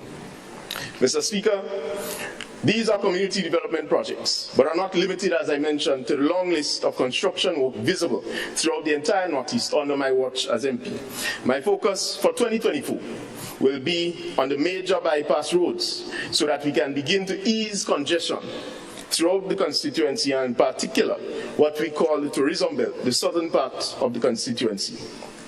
We will tackle the Rady-Lamwood Bypass Road, the Bellevue-Mount Morris Bypass Road, and the New Hampshire-Annandale Bypass Road in 2024, just to name a few. Some focus will also be on community centers, starting with the renovation work at the Vendome Community Center. The Vendome Pasture, Mr. Speaker, I am pleased to report, will commence in January 2024. And you can take that to the bank and cash it. Led by contractor Moriba Nelson, after which we would light this playing field for the first time in its history. So the people of Vendome is going to roll out their sports program. The Boca playing field will resume in 2024 under a new contractor. The Good Hope playing field, Mr. Speaker, will receive its long-awaited upgrade. We inherited a situation where the roofs of the pavilion of Good Hope spent time immemorial on the ground, rotting away, and monies were invested in it. No work, absolutely none, was done. And when that is completed, Mr. Speaker, the Good Hope playing field will be designated as the home for rugby, a part of this government's transformative agenda to focus on sports tourism and build out that as a product. In the area of employment, Mr. Speaker, we are pleased to report that we have created over 80 direct jobs in the Best and Environmental Wardens program. Regarding construction, over 170 people, based on records, have received employment in the Northeast for ongoing or new projects throughout the entire constituency, including through the housing repair program. 60 new businesses have been created and were supported through the small business grant known as CES. You heard a lot about that earlier on. 7 existing private sector businesses have received assistance through the direct intervention of the MP, Mr. Speaker, in particular in the areas of tourism and agriculture. The government was able to grant incentives to one of the largest call centers on island to establish business in the Northeast. In September of this year, the company advertised 600 available jobs at the Snow Corner Bolio Spice Basket site. The potential, Mr. Speaker, is limitless. It means that the economic situation remains lucrative, and all the small shops and vendors in that area will continue to benefit from increased sales. People are going to buy lunch, they're going to buy dinner, they're going to get something to drink. You'll have more economic activity there. Mr. Speaker, in the area of housing, over 70 households received housing assistance in the Northeast, bathrooms and toilets, and construction of new homes. While we have made steady progress in this regard, I want to state here that we still have a long way to go. And I want to pause to take a moment to recognize the importance of us now going and pilot the WASH program in St. George Northeast in a place called Horeb, or the Gulf. Mr. Speaker, over 20 years, you have a group of people squatting on government property. And over that 20 years, all that have been done is false promises, utilizing their vulnerability so that they could get the votes, give them a community bathroom, people fighting to go in the bathroom, all sorts of things. No real attempts were made to fix that situation, and I am pleased to report that through the government's land regularization program, we have been able to recommend successfully the Horeb area as an area that the government of Grenada will regularize and give the people tenure. We'll be able to build bathroom and toilets. We'll be able to put running water in the homes of these people. Generation of young people will be able to, for the first time, get access to pipe-borne running water, clean water. Regarding social care, Mr. Speaker, I can report that over 40 households received direct support from the MP. Our adult Pampers program, it continues to benefit families with shutting, free of cost. We have provided 10 families with wheelchairs. We have assisted 4 families with burial assistance directly from the constituency. 52 young people throughout the entire Northeast have been assisted directly with education bills amounting to over $21,000. And I want to place on record the thanks to the NLE for responding and their kind assistance from the line minister. Mr. Speaker, this is something that we see a total turnaround, where the resources of NLE are not being used to funnel into party hacks' pockets and talk about a billion La Poultry playing field, and they'll get disbursement here and disbursement there, and you ain't seeing progress. But it's being now used in part of its own agenda: youth, sports, culture, and nation building. We have assisted 12 elderly with medical needs, assistance to homes, donation of refrigerators to all medical stations throughout the entire Northeast. And I want to pause here. When we came in, we met a situation where there was only one refrigerator per medical station. It meant that if a nurse have a drink, and they had also have a blood sample in the fridge, it was being stored in the same fridge. We were able to change that, Mr. Speaker, by the stroke of a pen. School donations amounted to $679 in cash and also in other supplies, and we get, Mr. Speaker, requests on a daily basis. Several sports groups have been assisted to the tune of $6,075. Again, I would like to thank the NLE for their assistance. Mr. Speaker, we have successfully piloted a differentiated remedial project. I want to spend some time on that. This is something new that I, as MP, in addition to a constituent, have been able to introduce, where 12 primary school students received assessment and diagnostic testing for speech and learning difficulties. At least one of the students was identified as having ADHD and another with autism. This project forms part of our special projects budget, and we are not only using it for construction work, but is also ensuring that we use it to seek to develop our human resources. It is a collaboration, as mentioned, between the MP and Foundations Builders Educational Center, which cost us approximately $4,500. It was, Mr. Speaker, a pilot project that we introduced where these 12 students were able to receive this assessment, get recommendations so that they can improve as they go along. Mr. Speaker, I'm happy to announce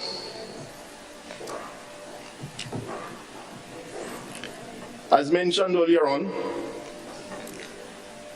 that we will regularize the situation in the Gulf. But this is something that I want to talk a little about as we progress into me dissecting the budget and specifically looking at the Ministry of Education, Youth, Sports and Culture. But before we get to that, the issue of land is a major problem in Northeast, and I am certain it's a problem throughout the entire country.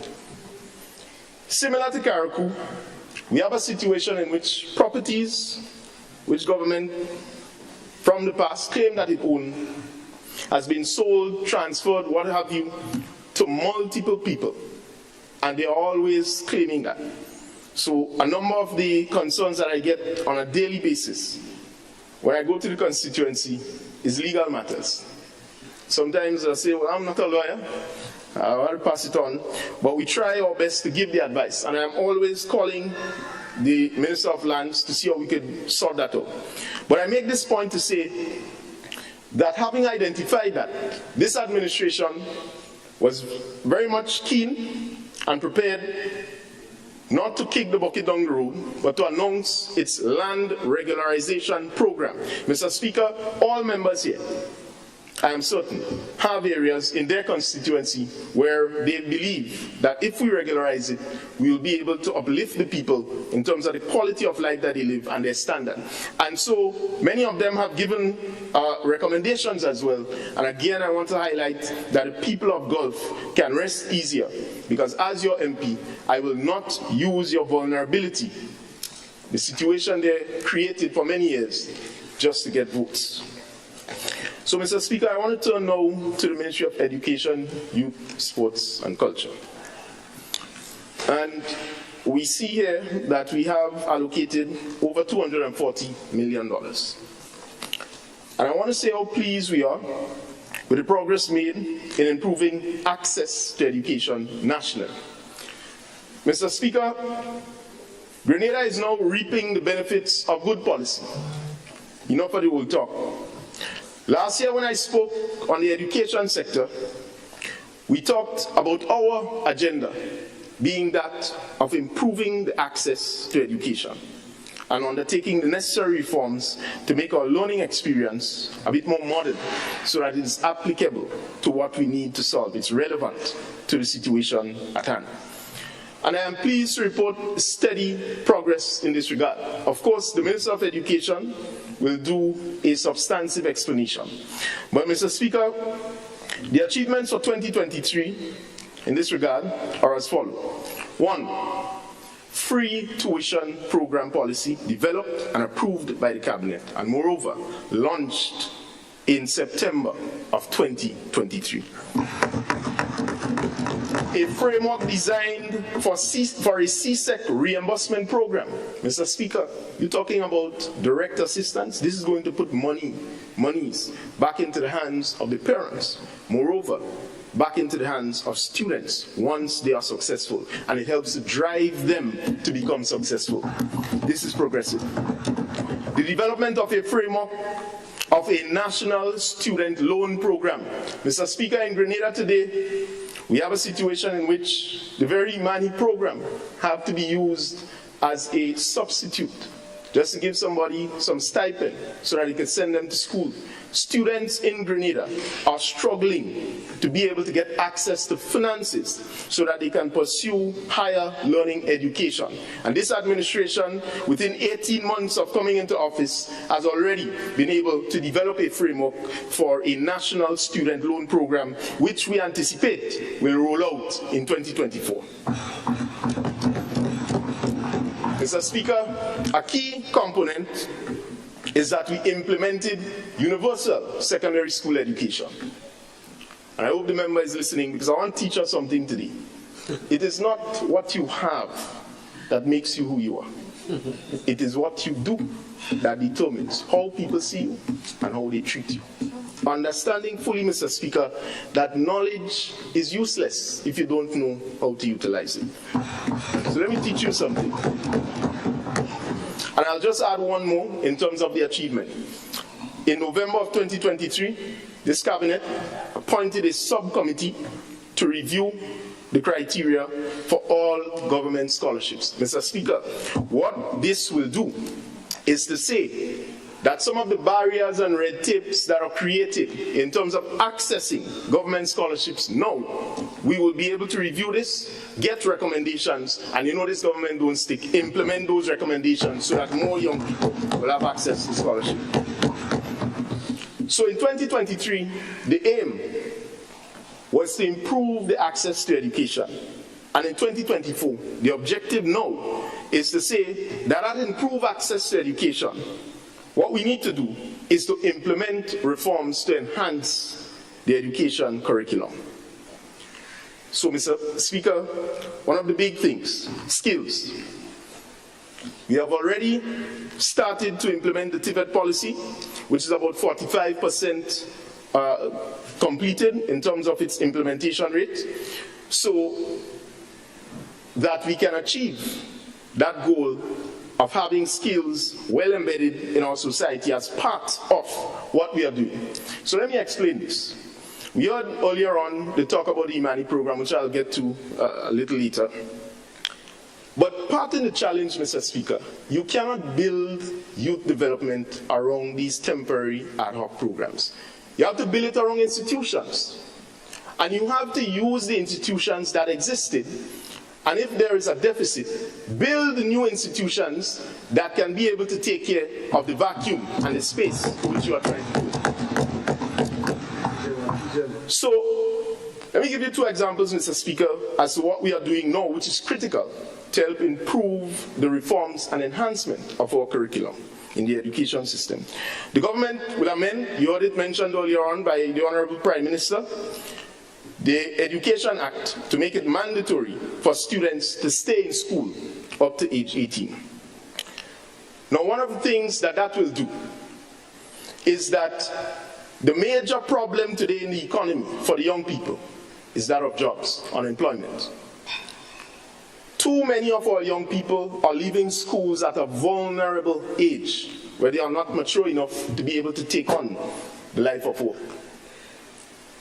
Keeping them up to age 18 is not just going to be a loose arrangement, but you will design programs and structures that is going to be able to take them as they come from age 16 and begin the process to transition into the world of work, particularly focusing on skills, making it mandatory that every young person in Grenada, whether you're a bit more academically inclined or not, you would have access to skills training that can be able to turn you into an entrepreneur, that can be able to make you less dependent on government when you leave the secondary school system. So, Mr. Speaker, that's the first thing it's going to do. It's also going to make the youth unemployment situation a bit more manageable to deal with. You're the member who went before me, Minister for Economic Development, talking about the economic situation. What he said, essentially, is that this notion that the government of Grenada must be the one providing jobs is a flawed notion. And the reason why we are here today with such a high youth unemployment rate is because for many years, opportunities were given, and all that the former administration was able to do was put a plaster on the sore. Provide these temporary opportunities, talking about batch 1 to batch 8. How many, or rather how long has batch 1 been in the program? Some of them, Mr. Speaker, turning grandparents in the program. And this is no offense to them, but it's to say that they are not the victims. This is something that was systematically created just to use them for their votes and use them when time election come about and say, well, we are the youth and we're doing this and we're doing that. And when you look at the reality, all they've been providing was stipends. The second thing, Mr. Speaker, that we're going to do in terms of implementing this TVET policy, or taking it or advancing it, is that, as mentioned, we are going to utilize the already developed curriculum of NULO, Mr. Speaker, to be able to expand its reach in other communities. So when a member talks about budget for Empower being cut, it's shaved. But the reason why it's shaved is not because we ain't care about the young people and we ain't want to help the young people, but we are now diverting it into institutions to help expand and roll out our national program for skills training and development. To this end, Mr. Speaker, I am pleased to report that the NLA is going to be the one funding that, and I've already identified 3 additional spots that it will place these centers, and it will be managed by the auspices of the NULO, rolling out their program in the various communities. And this was not just done loosely. It is being done, Mr. Speaker, out of data that we gathered from the communities. So we have currently ongoing the WIRI program with USA. Mr. Speaker, data was gathered, so we know exactly where some of the more troubled spots are. So in terms of rolling it out, we have identified areas in proximity, bringing that training of NULO, decentralizing it throughout the entire Grenada, Carriacou, and Petite Martinique. That is our vision, Mr. Speaker, and this is critical. So, in a nutshell, while one can safely say in 2023, we didn't announce any new youth programs. To make it very clear, we didn't end any of the administration's programs. So they went through their life cycle. So of course the young people wouldn't be impressed with that because they're tired with that. They voted that out. They didn't want that. So what we are now able to do is to begin the process of this transformation. As I mentioned, Mr. Speaker, to change the mindset. So the strategy, as mentioned, is that we will build youth development around our institutions. It will not take away from the ad hoc programs that we will create, but we will build it around institutions. And to that end, I want to go turn my attention now into the division of youth. So, Mr. Speaker,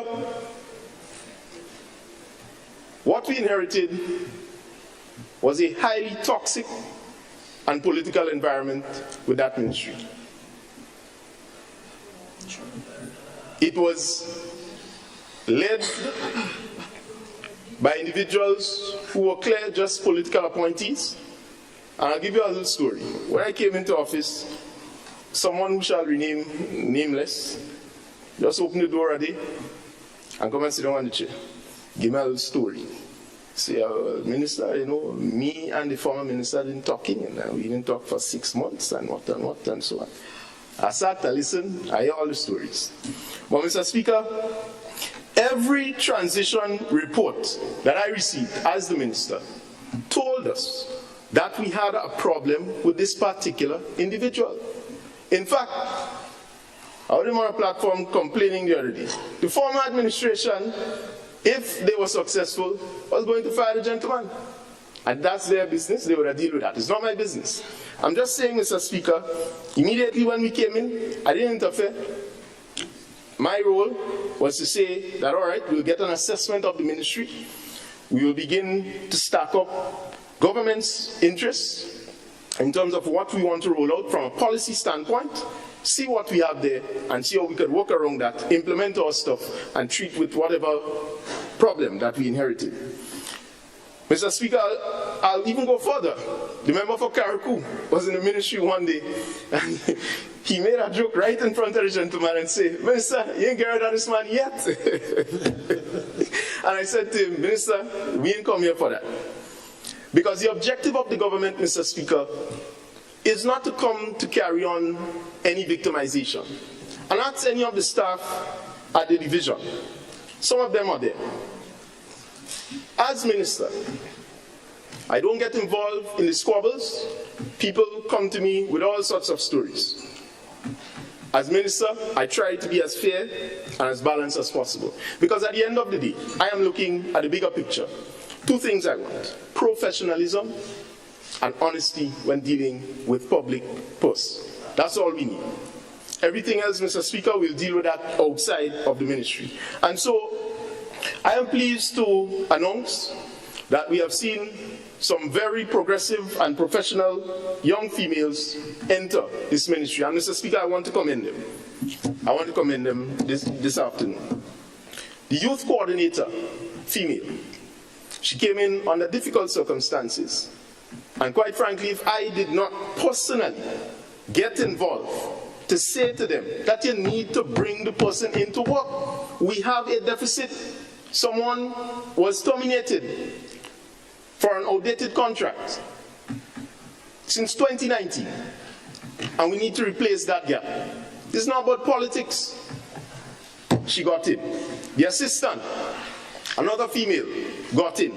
And we now have a female permanent secretary. So it looked like a female surrounding the Ministry of Youth. I hope it could yield to good things, which so far, I must commend them.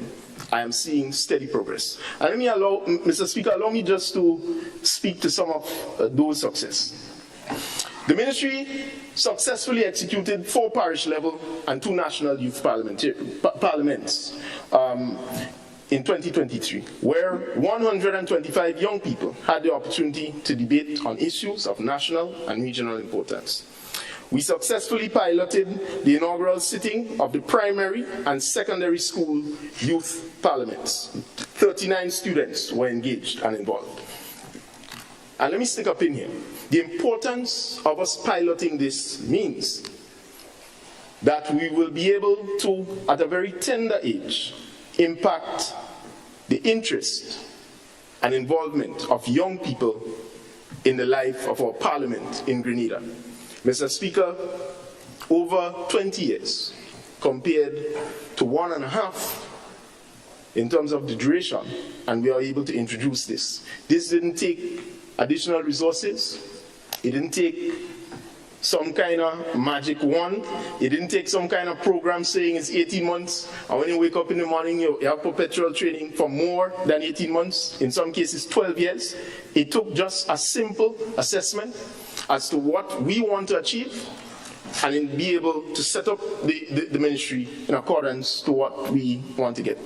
Secondly, the CARICOM Youth Ambassadors Program was successfully relaunched, and Mr. Speaker, I am pleased to announce that the male ambassador, Mr. Joshua Andal, is the Vice Dean for Regional Initiatives and Partnerships. The reason why the Grenadian Youth Ambassador is doing so well is because as minister, I didn't sit in the office and just get a political hack to just be a youth ambassador.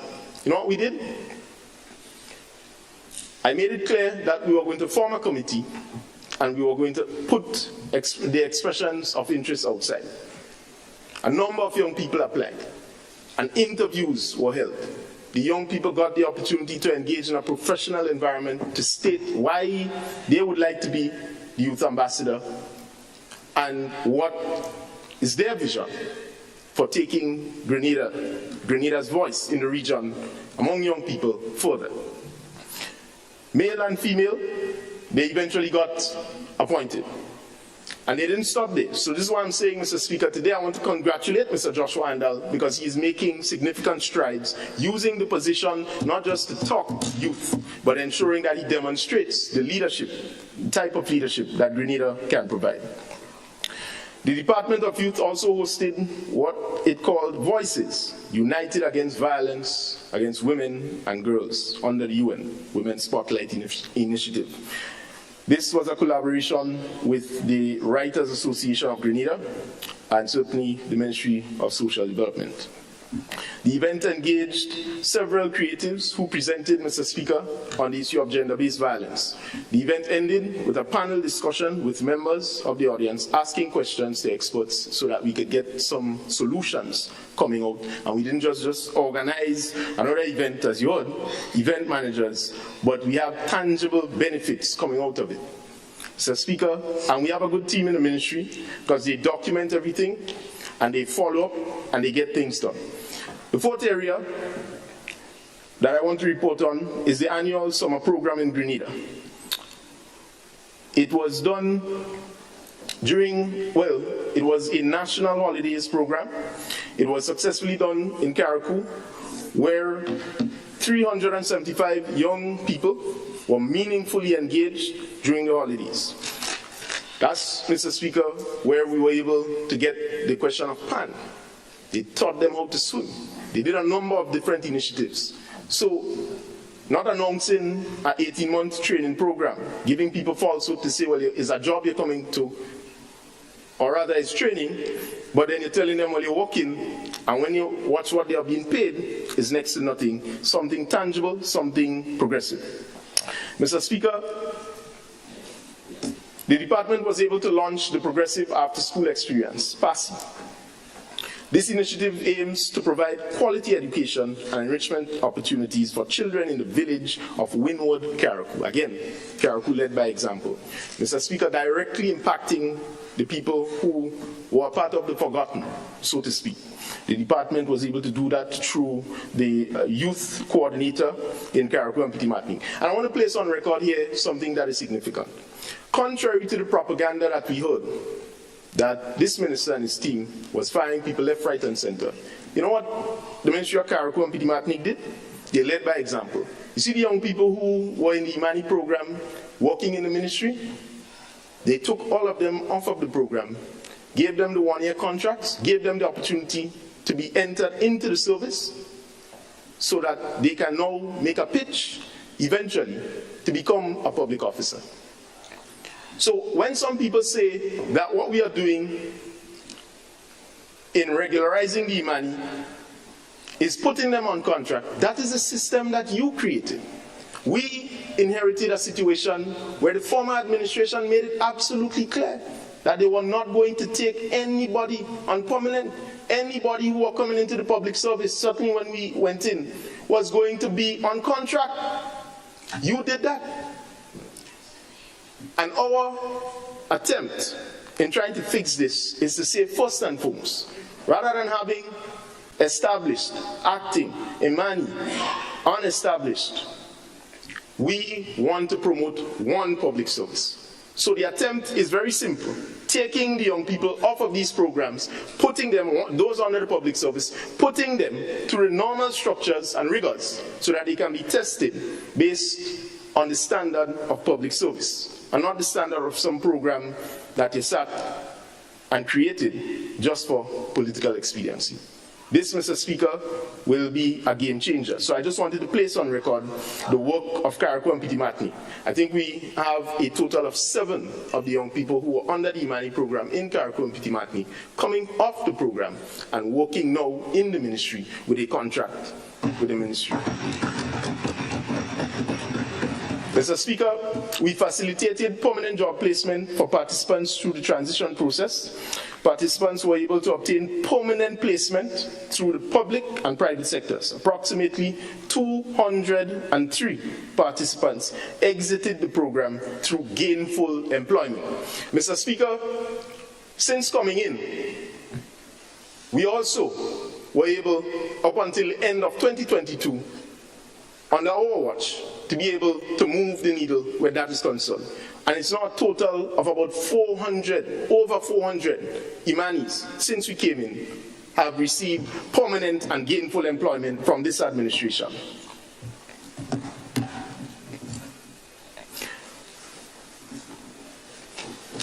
Mr. Speaker, as it relates to the program itself, the Imani program, I want to spend some time a little bit talking about the transition and how it's going to look. Now, for the first time, we were able to complete the internal audits of all of the youth programs.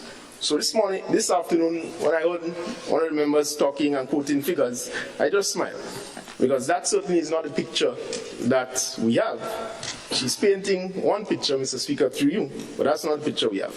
And the important thing that we were able to do with the program is to get the total numbers of all the Imanis throughout the service, all who we are paying. What are we paying them for?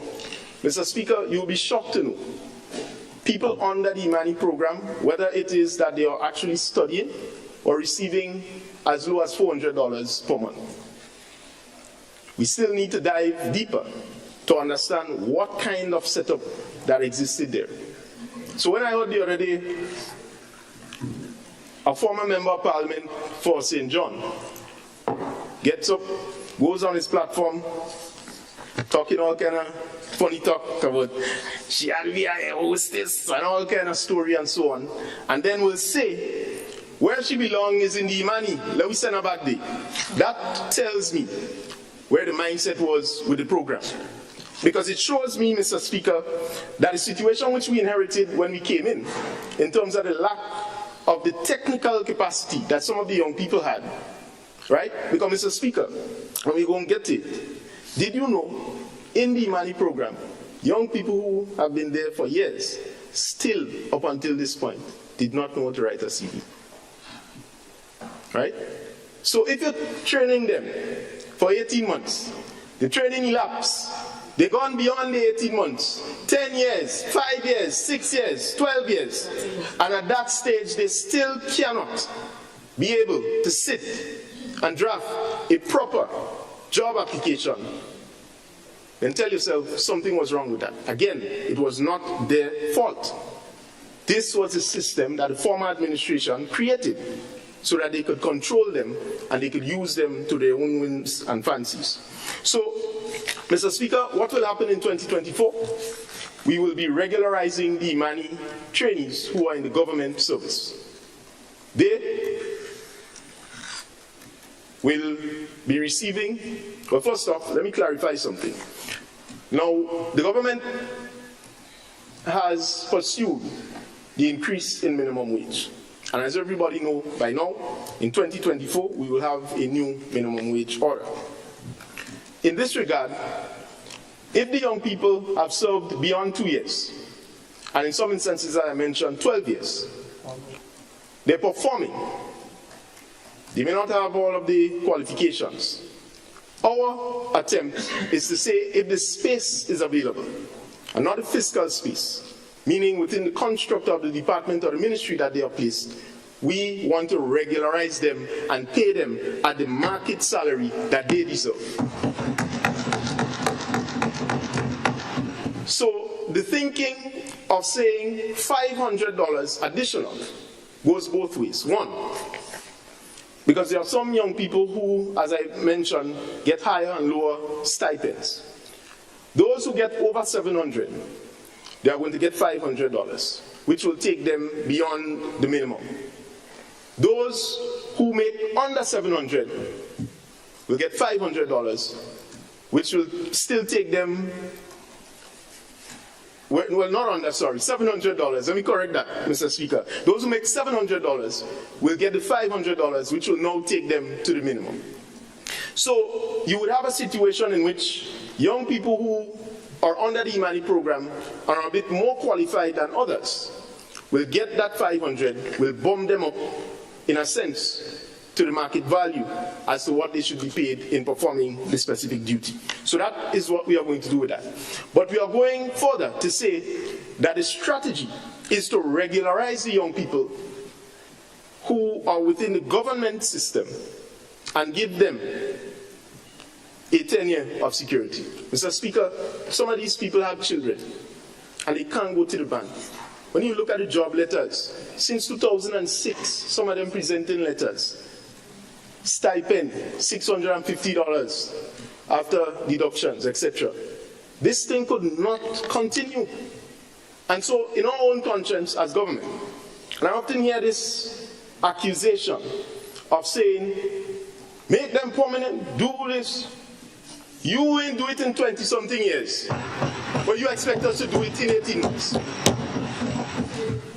The mess that we meet, it can't happen overnight. So don't give the young people the false impression. After you wing them along for all these years, you didn't give them a permanent job. They can't go to the bank. They can't do anything serious. But you're now saying that this administration, because we talked tough during the election, and we didn't just talk tough, we certainly have demonstrated that we acted because we pay the pension when some say that the pension would have bust the country. When And we are now trying to say to them in a genuine way, this is the situation that we met. This is how we propose the transition over a period. You running in front and saying about that you're giving them, give them more, and all the fattening, all the self and so on. See that kind of narrative and mindset? That's what I say, Mr. Speaker. This budget is to help change the mindset of Grenadians so that we could no longer continue to support this thing and focus on building our country for the next 50 years. So that is what we are going to do. That, as mentioned earlier on, yes, you're seeing a cut in the Empower budget, but it is not to take away from the concept of the program. And let me give the former administration credit. I'm not afraid to do that. I think the Empower program is a good thing. I met with Trinidad's Minister of Youth, and that's the first thing she spoke of. So I'm just reporting that to this House, right? In other words, Mr. Speaker, we have Grenadians on both sides. No.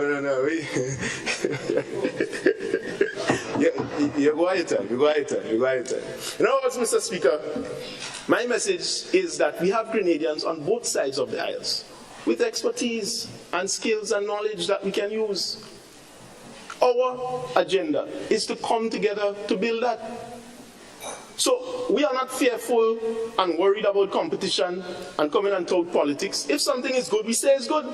But when it's bad, we must openly say it's bad, and the people responsible must begin to take responsibility. That is the issue. So when we talk about developing the young people, as mentioned, the programs are insufficient. One, they are temporary. Two, it's always difficult to get the necessary resources to continue to expand it. Because the last administration got to the point where they were just piling on young people, then removing them from the batch, and then turning to the private sector to beg them to pay half in the stipend. That was an unsustainable model. Yeah. You knew that. So to come now and pretend that we could just make everybody permanent immediately, we will make them permanent, and I want to repeat it again, we will regularize them, those who qualify. We're not afraid of that. But we are not doing it overnight. That's the point. Thank you, Prime Minister. We're doing it on our time, because a hurried bird never builds a good nest. And if you understand that lesson, you would understand that when you run into the election, you should have taken your time. Because today, we might be saying something different. But Mr. Speaker, the intention is that when we talk about the youth development, we want to professionally target the situation. One, using data. So you have the WIRI program. We have been able to train a number of young people in the ministry to be able to go out and gather that data. You had a situation where people were in the ministry or Department of Youth. But Mr. Speaker, their ability and skills to gather data and to map out and target communities was almost null and void. And so we are pleased that we were able to do that, have them in the ministry, and now be able to let them go through various communities so they can gather data, bring it back to the ministry, and it can help form or inform policy decision. That's the thinking of where we are going. Mr. Speaker, in Budget 2024, we are also going to hire someone for writing projects and grant funding. So I have the Minister of Economic Development talking about that. We are going a step further to say for the first time, the Division of Youth is going to have someone on staff that could be able to write grant proposals so that they can get grant funding to be able to fund some of the projects that we need. So that is why we can say it is safe that we have this budget. This is central government's budget. But the strategy is that we are going to grow the budget of the ministry through hiring somebody who can do that. That is thinking, Mr. Speaker. Because it means, therefore, we are not just relying on central government and come to make false promises to the young people and say, well, we will get 18 months training, fly, ants, cockroach, bat, whatever the name of the program, right? We focus in, as I mentioned, on professionalism and getting you up to the standard. We have also looked at the categories of the youth. You have young people, Mr. Speaker, as mentioned, who are unemployed, who are underemployed, and who are unemployable. The reason why we believe programs by themselves cannot work is because to target that situation, as Prime Minister mentioned, you have to deal with the root cause of the problem, and that requires institutions. Now we'll talk before election and talk about batch 8 and batch 9, and we can continue with that. So, Mr. Speaker, yes, I'm openly saying that all the programs, including Empower, are going to get a name change. Mr. Speaker, again, as I mentioned, we have to change the mindset.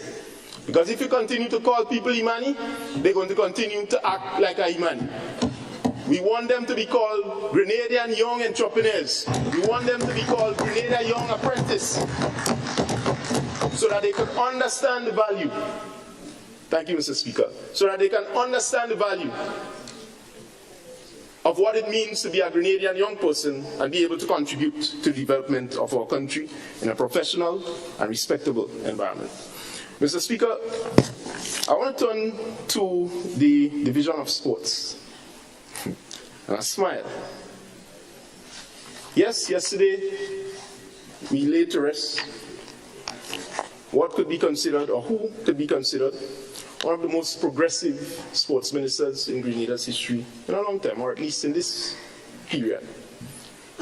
But in listening to that comment this afternoon, I was kind of waiting to hear that, yeah, while he was good, we had one who was better. So, Mr. Speaker, let me tell you what I mean by that. Because you were there after him, you saw, we didn't see no improvements, I find things get worse. And this is based on what we inherit. And let me tell you what I mean by that. The stadium was constructed in 2007. We heard about everything was there. Where it was, Vincent? Pipeline. In the pipeline. We heard that. That all we had to do now was just get it implemented. But that could not be further from the truth. That is a bold-faced lie. Mr. Speaker, as it relates to lighting the cricket stadium, I want to say this. The former administration played too much political games with this. For years, they're just promising people, just like they did with the traffic lights, and say, he coming in August, oh God, he coming in this time, he coming in September, and absolutely nothing was put in place to get it done. So as it relates to lighting the cricket stadium, for the first time, Grenada is going to light the cricket stadium, NLA is going to foot the bill, we know the quantum of it, and it is demonstrated how we are going to be able to roll that out. So in the refurbishment of the National Cricket Stadium, we are for the first time going to install the infrastructure to be able to get the electricity lines and so on run to light the National Cricket Stadium. Only talk, no action, everything in the pipeline. So we are able to do that. Secondly, as it relates to the refurbishment work in the National Cricket Stadium, Mr. Speaker, one of the first things, or rather, one of the first groups that I met with when we came into office was the People's Republic of China, the ambassador, who said to me that this thing is rare. Grenada received, Mr. Speaker, grant funding to the tune of 11 million US. This is monies that we can't get anywhere else. But you know what was the problem? All the talk now that the former administration is making about put the lights, and we want to see, and we wanted this, and we have to have night cricket and so on. When they negotiated the original thing, no mention about lighting the cricket stadium. Mr. Speaker, the problem that existed where the manuals for the stadium was in Mandarin, they didn't even make a recommendation to change that. So we did three things since coming into office, engaging the Chinese to be able to change it. Three progressive things. One, having the dialogue so that we can work in tandem with them, because they don't like stadiums, stadia, to be able to install the lights with a separate contractor. So they'll work hand in hand with that contractor to light. Two, to get the manuals of the stadium in English, so that our people locally could be able to get the job to fix it, and we don't have to call the People's Republic of China to be able to assist us just to change a light or to look for a pipe if he busts. And second, to engage the People's Republic of China for some technical knowledge in maintaining and preserving the metals that are used in the National Stadium. Mr. Speaker, look at the metals that are used in the stadium. You're both saying about NNP Act Vision and this and that and so on. But look how run down the stadium became. Not a thing you did. All the monies in the treasury as you claim it. Well, I don't know, the treasury had a miscarriage back then. I mean, I can't understand this. You saying your thing, we never said this. But you're not using the resources. You are not using the resources. One, to empower people, and two, to actually fix the problems that you were creating. So that's what we inherited. Mr. Speaker, the relaying of the tracks. Again, Mr. Speaker, as the minister responsible for sports, when I came in, I saw absolutely nothing that would suggest that the former administration was working to relay the tracks at Athletic Stadium. That's a lie again. That never happened. Whether or not you had that conversation, it was not part of your repertoire. So as usual, you're saying things, you have no evidence of it, but you come to the parliament just to express it. We are pleased, Mr. Speaker, to report that the contractor has already prepared the materials. They should be shipped here close to the end of December. Work will commence in January of 2024 and will be completed by the end of February. Or rather, sorry, before that. We have already, Mr. Speaker, paid half in accordance to the contractor's payment schedule. So we've honored half already. So all of the materials are prepared and the tracks should be installed. In a matter of weeks or days, we will be routing up the warm-up tracks, preparing it for when they come to lay it down. So we are not just relaying the tracks inside of the Kirani James Athletic Stadium, but we are also relaying the tracks at the warm-up section of the Athletic Stadium. So, Mr. Speaker, that is going to go well. Mr. Speaker, a part of our line item under capital projects is the National Stadium repairs. And I can say to you that we have this there because we are going to utilize some of it so that we can clean up the car park at the National Stadium. I can safely say to you that we have commenced conversations not merely to privatize the car park of the stadium, but to monetize it so that the stadium authority will be able to get additional revenue, notwithstanding the closure of the National Cricket Stadium from major events. And this is something, Mr. Speaker, we are proud of because when we came in, we met the vendors there. Yes, COVID, they were vulnerable, things were difficult. But what was supposed to be a temporary measure, in fact, the stadium reported that nobody told them anything. They got up one morning and they saw them vendors there. So they had no say in the decision. They couldn't change anything because who was in charge, that's what they did. So they didn't consult with nobody, they did that. And the stadium essentially had a plan to monetize it and was losing good revenue that it otherwise could have been earning. So we have part of that there. Mr. Speaker, for the first time in Grenada's history, and let me go back with some facts. 30 years now, the Swimming Association have been clamoring for the construction of an aquatic center. 30 years, and we have the records. Mr. Speaker, swimming in Grenada is doing so well. The Grenadian athletes who go out there and represent are always winning.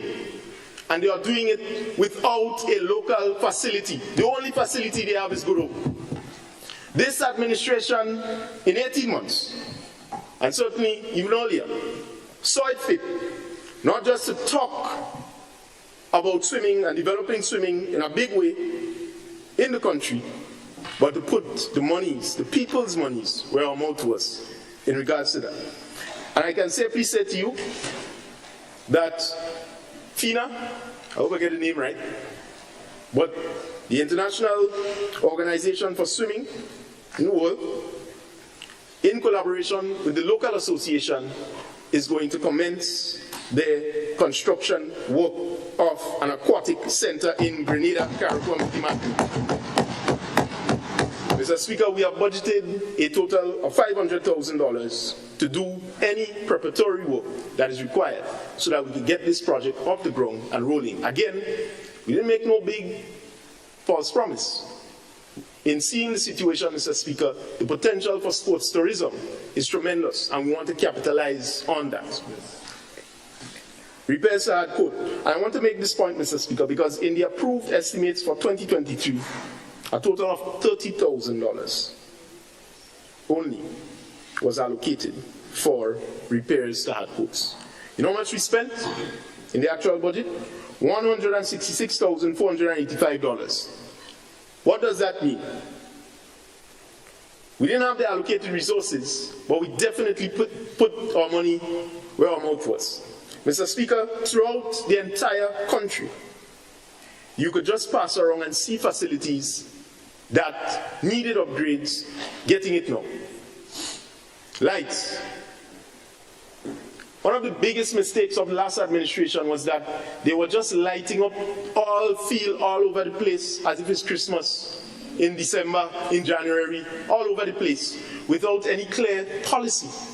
Mr. Speaker, in my constituency, for example, 2 contractors were hired to light the same playing field. Well, I never see that before. 2 contractors, Mr. Speaker, I humbly request at least 5 minutes just to wrap up, as I dive into. Honorable MP, I do permit you 5 minutes. Yes. Thank you. I know what you mean by that, so I do understand. Yes, I'll take 5 or probably 4. So, Mr. Speaker, we were able to draft a policy to say how, what, when, and how we will maintain the lights at playing fields. So our agenda right now is to light major playing fields so that on a constituency basis, some of the sports programs that we need to roll out would be able to roll out through the facilities with well-lit areas, professionally done. I don't know thing.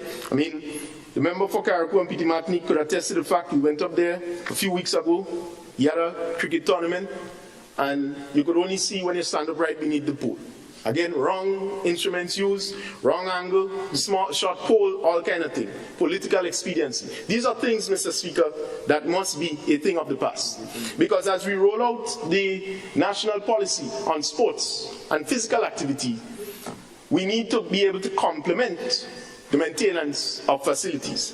So, you're going to hear more about that because what you heard this afternoon is just deception about the national sports policy. In 2012, this policy was passed, Mr. Speaker.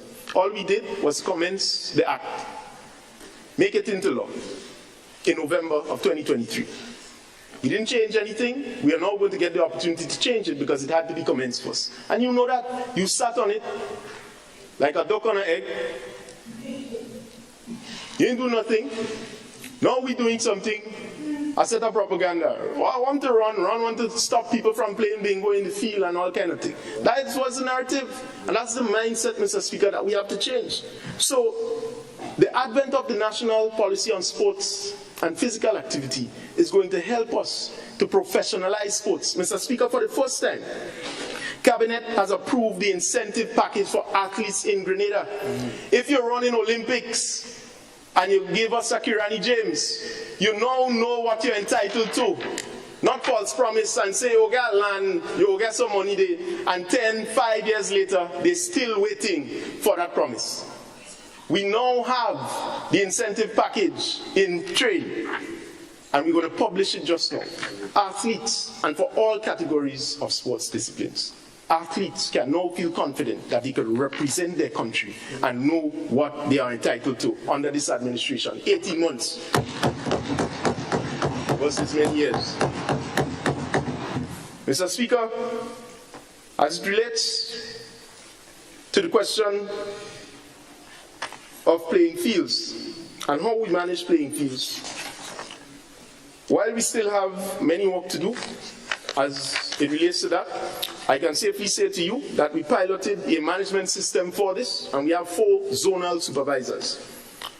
Our agenda, Mr. Speaker, and we're going to make some changes certainly in 2024, is that the management of sports facilities really belong to the people and the community. Because if you are living amongst a sporting facility, and you want to use it, and you have access to take care of it, or the responsibility to take care of it, you're going to do a good job in maintaining it. So there will be some talks under the sports policy about decentralizing that. And we're going to hear more about that as time advances. The last thing on the sports I want to mention, because time is limited, is that many people would have seen, and certainly we have Carifta coming up, we have a number of activities. But many people would have seen the introduction of our sports snack. Again, they say nothing new, no novel ideas. You ever had that? You might have give some water and some biscuit or maybe ice cream and cake, but you never had that. So, so the point is, Mr. Speaker, in introducing this, we piloted a sports snack. This was a collaboration between Food and Nutrition Council and the National Sports Council, the secretariat there. Mr. Speaker, Advisor Patrick Simmons, in addition to Mr. Alvin Clouden, the lead on the implementation of our national policy on sports and physical activity, engaged the Food and Nutrition Council. They came up with the stuff and they manufactured it. We are now at a stage by Carifta that we are going to roll that out officially. Grenadian made, locally made, all ingredients natural. I eat some and I find it working good. So, Mr. Speaker, thank you, and I recognize that the time is done. I want to just say, as it relates to culture, as I end 30 seconds, culture is doing well. We have seen a tremendous growth in Spice Mass. We see even today, for example, Mr. Speaker, the Cameroon Folk Festival return, weather permitting. And we also, Mr. Speaker, the museum. Honorable member, going well. You are not allowed to continue the debate. You may give closing remarks Speaker, I at this yield. point. Thank you, and I yield. One love. Thank you, Honorable Member, for St. George Norris.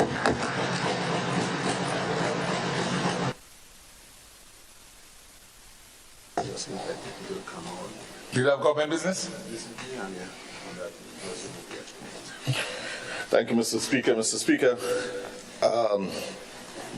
I firstly want to invite one and all to the Cameroon Festival at Sates this evening. And with this, I beg to move the adjournment of this sitting and to Monday, the 11th of December at 9 a.m. It's being proposed 8, so let me do the proposal. I propose, Mr. Speaker, that we adjourn until 8 in the forenoon, Monday the 11th, 2023. Thank you, Mr. Speaker. All right, very interesting one. Honourable members, the question is that we adjourn, this Parliament adjourns. I didn't see your light. It's a proposal, but the light is on, Mr. Speaker. Okay, sorry, I didn't see it. Go ahead. No, I'm just concerned because while we can come for 8, I'm concerned about the staff, and maybe the staff can address that issue if 8 o'clock would be fine. Just as a former Minister of Labour, I'm just asking. Yeah, Just asking. yeah, just let me comment, please. Yeah. Honourable, thanks for your suggestion and of course your observation. But as I understand it, Parliament work starts at 8. Right? So we have an obligation to be here at 8. So one thing about that is not an excuse we should make. Right? Let the staff try and come here for 8. Right? So the question has been put before us that we adjourn to start on Monday. Honorable, is 8, you see right? At 8 a.m., Monday 11th December at 8 a.m. in the forenoon. All those who are of that opinion, say aye.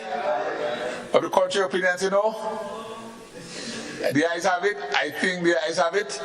So we convene on Monday the 11th at 8 a.m. We have 8 speakers, I think, to go still in the forenoon. So let's all make an effort to be here. I want to commend the MPs who have presented so far. Very interesting presentations. And we look forward to 8 very interesting ones next Monday, please God. Parliament now is adjourned.